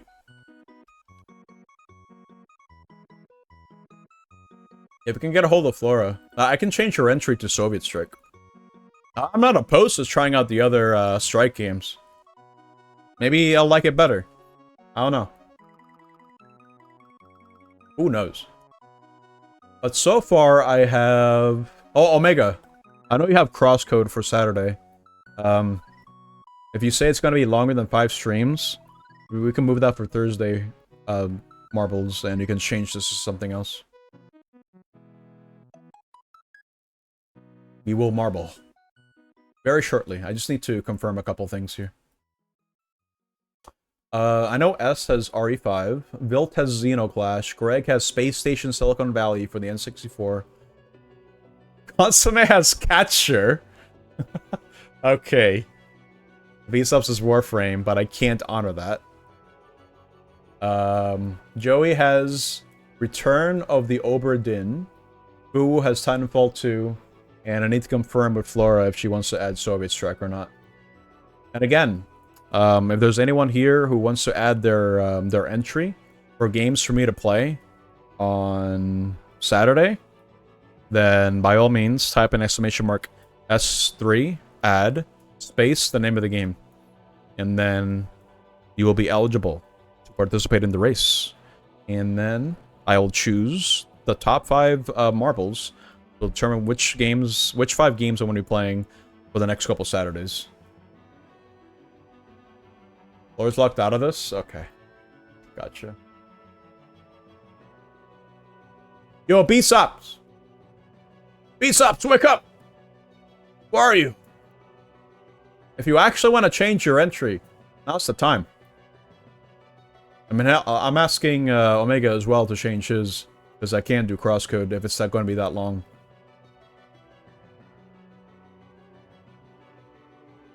I'm not really going to do a countdown, I don't think.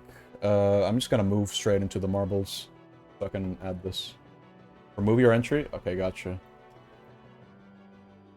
Because we have 7 people. You're going to swap with Blastmaster here. Okay. 02. I'm gonna update that. Okay. Cool. So we have 7 marbles in all, I think. So essentially, only 2 games will not be played, since I am going to be ordering that 5. You'll take the win. I mean, you might still lose. You might still get like 5th, 6th, or 7th. Keep that in mind. Alright. Let me switch over. I do need to start adding stuff. Yes, 7 out of 7 chance to lose, exactly. Unless someone else has an entry, which I'm not expecting. I think we'll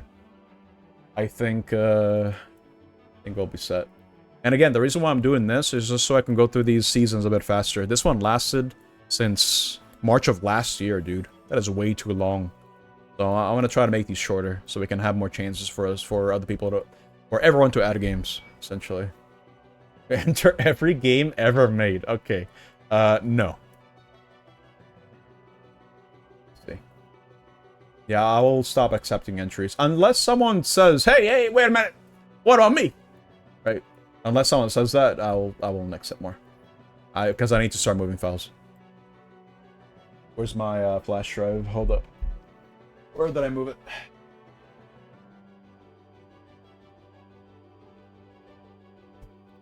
Well, just be a second, guys. Hold up. I'm gonna need to take a picture of that. The, what's it called? Of the tier list and just post it. I gotta make sure everything's updated, essentially. Okay, let's move the file over.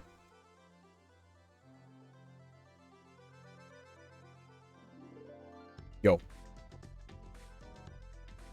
Why is the... Damn it, do I need to clean this pen drive? Flash drive? Oh my god. I need to get some IPA for this. There we go. Or I could just get another one. I mean, this one's in rough shape. Okay. Marbles. Let me double check to see this list is complete. Yeah. Okay. 7 entries. So again, it's 2 out of 7 chance you'll lose. Essentially. Not bad odds. But... Oh, crap. Hold up, I moved the wrong file. That's not the right one. Let's do this right. Give me a second, guys. Yeah, we don't need this one, and we don't need myself. Oh, I don't know why I'm there. Stops. Okay. Now I need to move the files over. Sorry. I used to have this set up through like an FTP server just so I could move files around PCs, but nope. I kind of forgot the credentials for that, and it's over. What's wrong, Joey? Why are you crying? You okay? Oh, no, I'm not. My flash drive's not working. You forgot? Huh? Forgot what? What's wrong? Oh no. My Windows Explorer stopped working. Great. Wonderful. Oh no, here it is. I got it. Almost there. Need to add this folder over here. You good? Alright. Yeah, we're good. Okay. Because it's only 7 marbles, I will think about how I want to do this. In terms of score. Almost done. Hold up.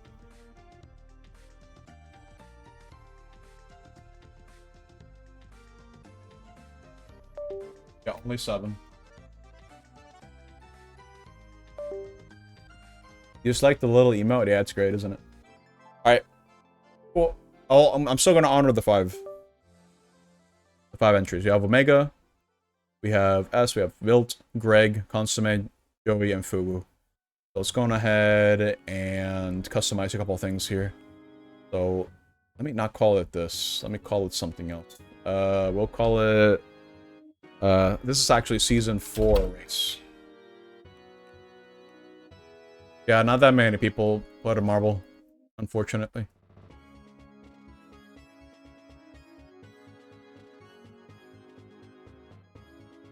I mean, yeah, if you can get one more marble, I think that'd be good, to be honest. Hey, why can't I edit this? Huh? Excuse me? Oh, there we go. That's weird. Okay. Let me see. How should I do this? How should the point distribution work for these smaller races? Maybe I do it like Mario Kart, or there's like an usual point offset of 3 this time. So we're gonna start with, I don't know, like 20 points. We'll do 20 points. Let's see how this looks. Something like that. No negatives! No, we don't want to do that. I think I want to do it like this. If I do 8. If you can find Psychic, I can add her marble. We can have like an 8-way race. I would do... yeah, 3 races, I think. 3 races with these 8 marbles, with these values, I think is fine. Depending on response. Okay. The thing is, because it's so little amount of marbles, I don't have to really think about... what's it called? Oh, have we done this one? The Raging Pin? I don't think we've done this. I don't think we've done this at all. Yeah, after the marbles race, I got nothing else lined up for today. Psychic! Quick! You don't need to run a command, it's fine. Just tell me if you want to participate. And if you do, what game you wanna add under your marble. My only rule is it can't be a game that's longer than 5 streams. So, not longer than 15-ish hours. It's gotta be a game I have not played. Because I'm just doing the marble count right now. Body Harvest? Okay. Good enough for me. Wait. Hey. Got it. Alright. Here.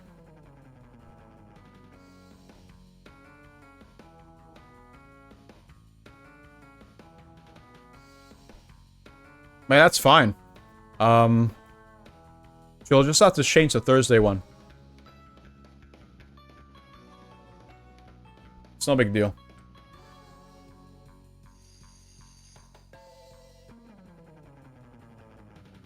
What the hell was this? Alright. Wait, hold up. I actually don't know if I have a setting. Give me a sec. Sorry. We're not actually doing that race. Let me see. I want to make sure. Yeah, it's okay. It's on. It's on. It's fine. Let's do Gurg Splash-tastic and Sea Adventure. Okay, I'm going to Gurg, dude. Well, I'm Gurgin. Let's go.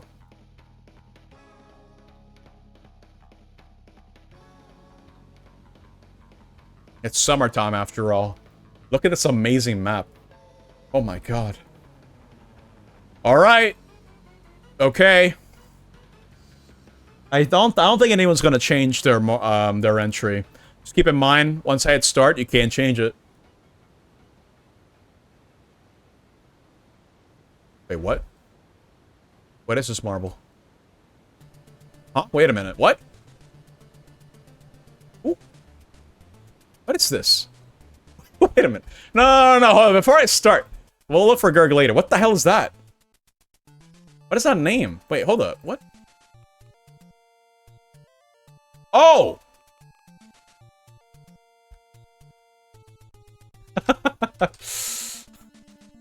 Purple just messaged?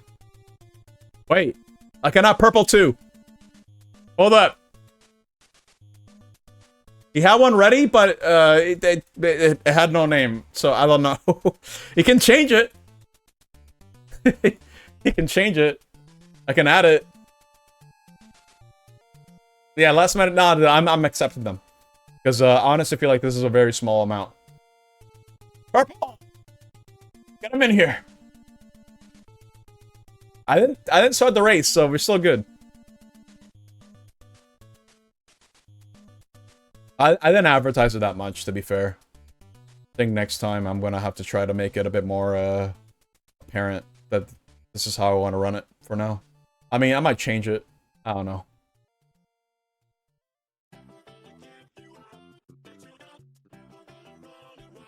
Let me get one last sip. See if I have purple or not. Got a minute. I don't want to wait forever either.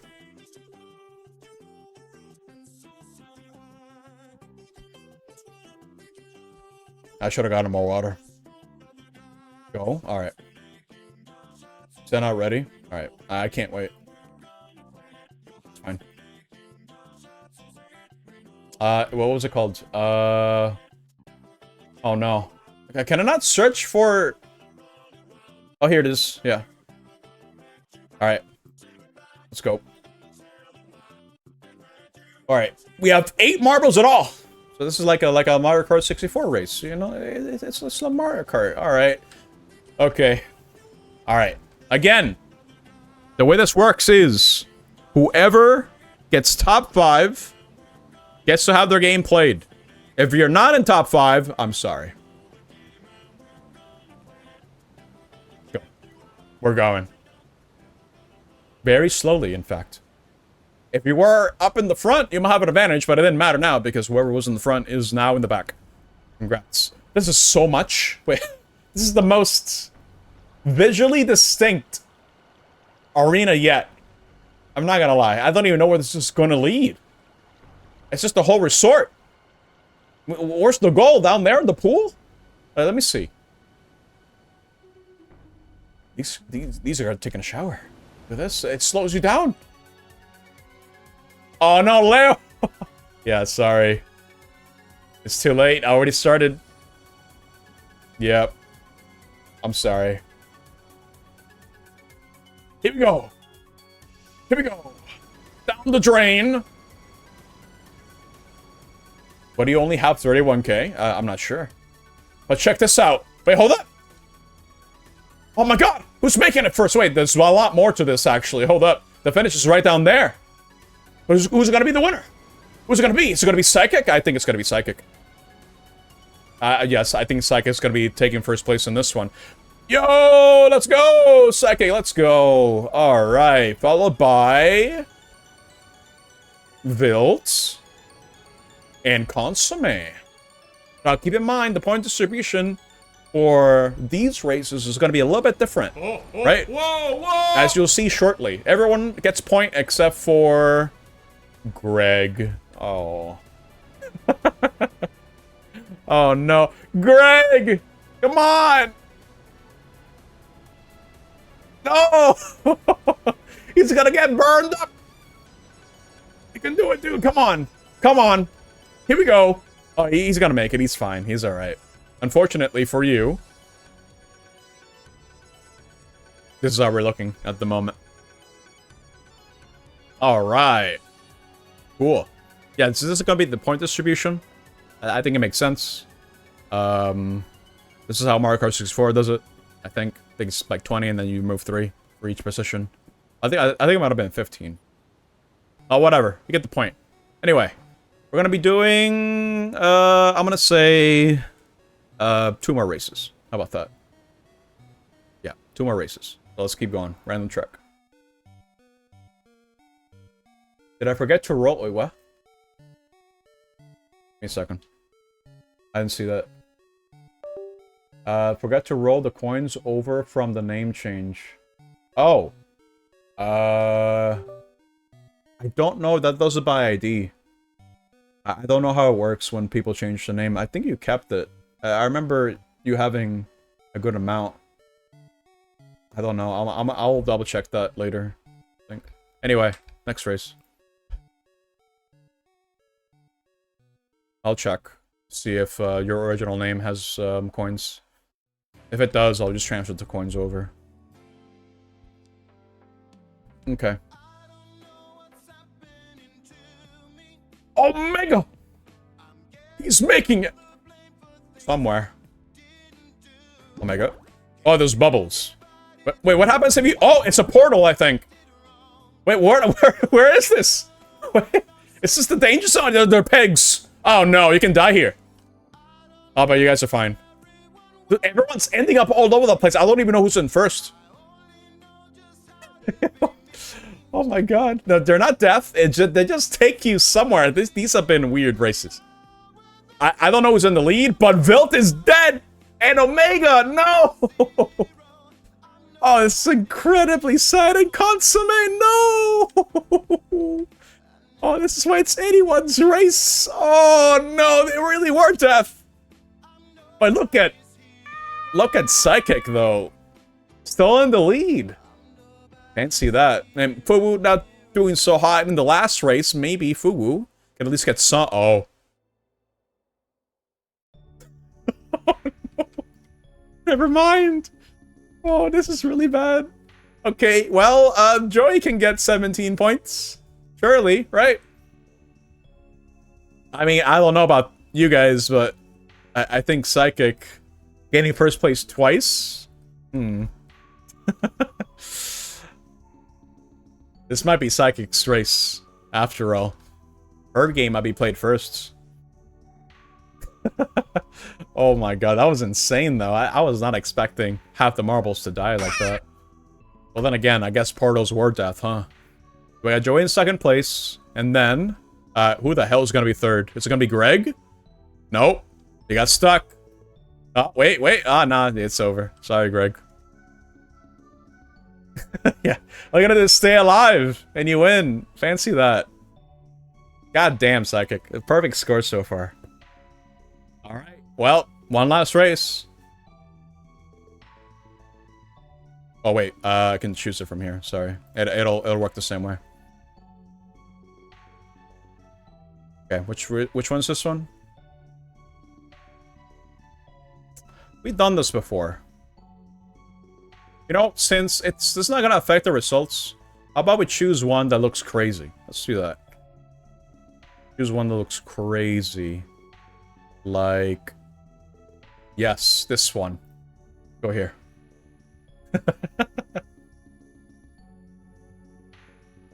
Heavenly. Farewell, memorable heaven. I don't even know how this works. Surely no one dies here.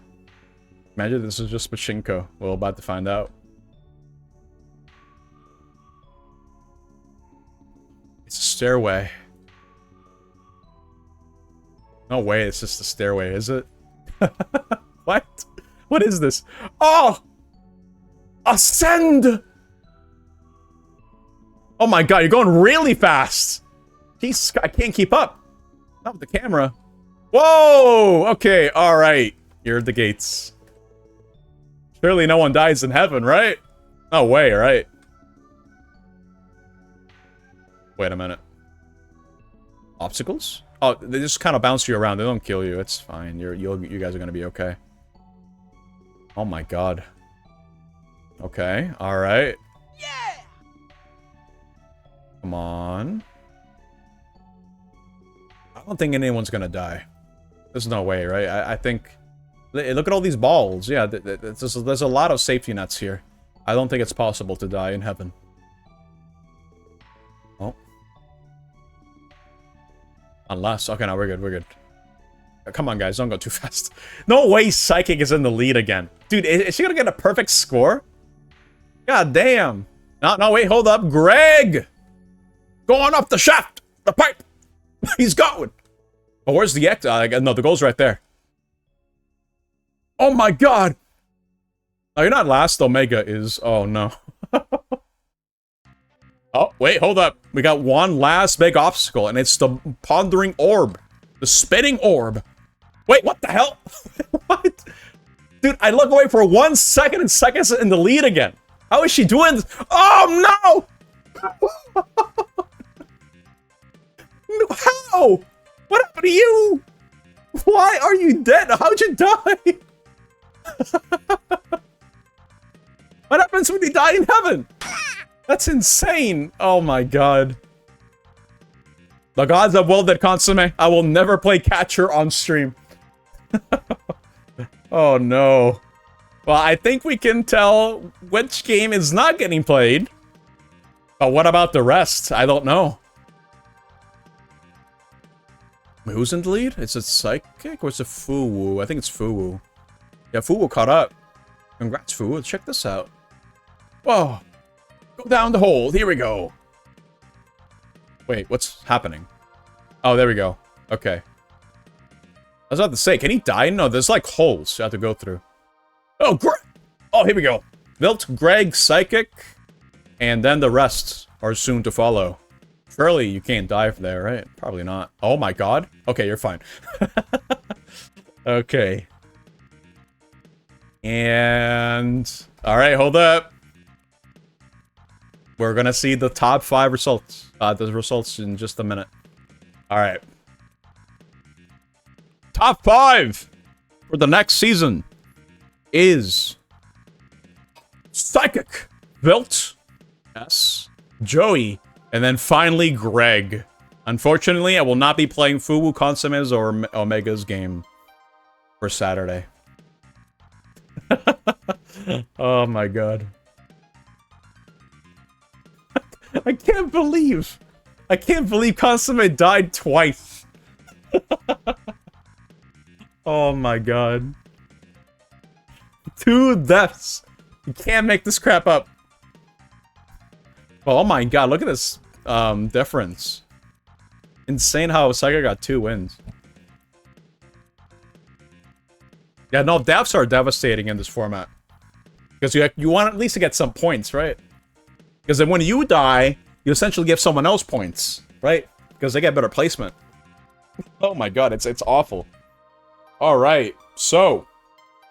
Next Saturday, I'm going to be playing Body Harvests. And then once I'm done with Body Harvests, I'm going to be playing Xeno Clash. Then after that, RE5. Then after that, Return of the Obra Dinn. And then finally, Space Station Silicon Valley. Alright, cool. I can't believe Psychic showed up minutes before the race actually started, because I made a mistake.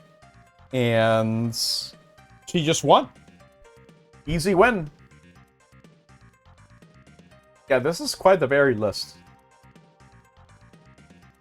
Rigged. What can I say? FIFA scam. Nope.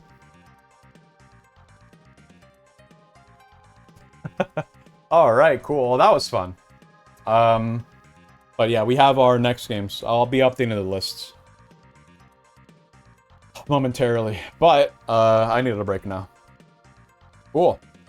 Well, as always, guys, thank you so much for participating, and also for all the people who made submissions, not just for this race, but the submissions that you guys made, all 15 of them from the last season.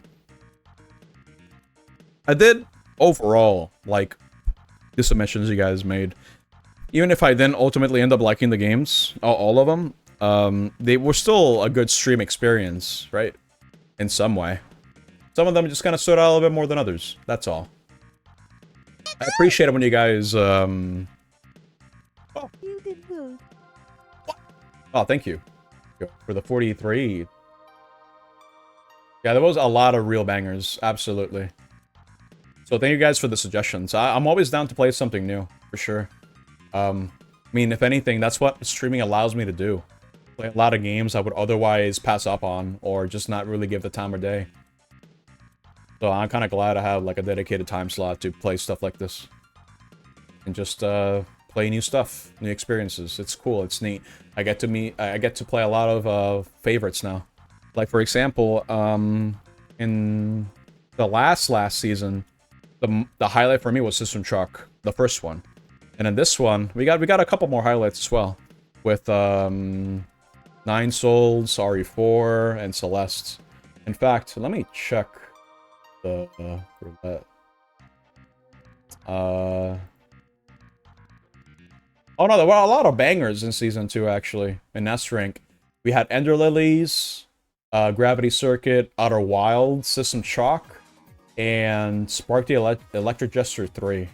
So there were 5 games in S tier, actually.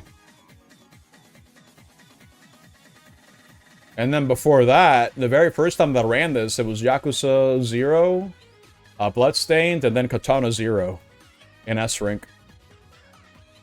Cool. Alright, enough of that. Alright, let's go on ahead and switch over. Yeah! Cool. Alright, guys. Again, thank you so much for watching. And I want to give you guys very special thanks as well for all the gift of subs and the resubs. I really appreciate that. Sorry I couldn't stream on Thursday, but I think you guys understand, especially given the circumstance and how tired I was. The same thing might happen on Tuesday. Same thing. I'm not sure. I think it's going to ultimately depend on how busy it gets and how I pace myself. Because I think Tuesday is going to be another one of those days where, because the boss isn't going to be there, I'm going to have to open shop and see how it goes. I don't know. I'll have to consult with him and see how that goes, but we'll see. We'll see how my schedule goes, but overall, wait, Kai's streaming? What? It's Saturday. Wait, what do you mean, Kai? Look. Let me see. Oh, he's playing the mouse game. Okay, I wasn't expecting that.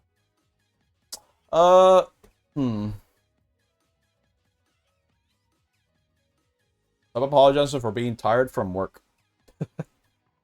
Yeah, no, you get what I mean. It's fine.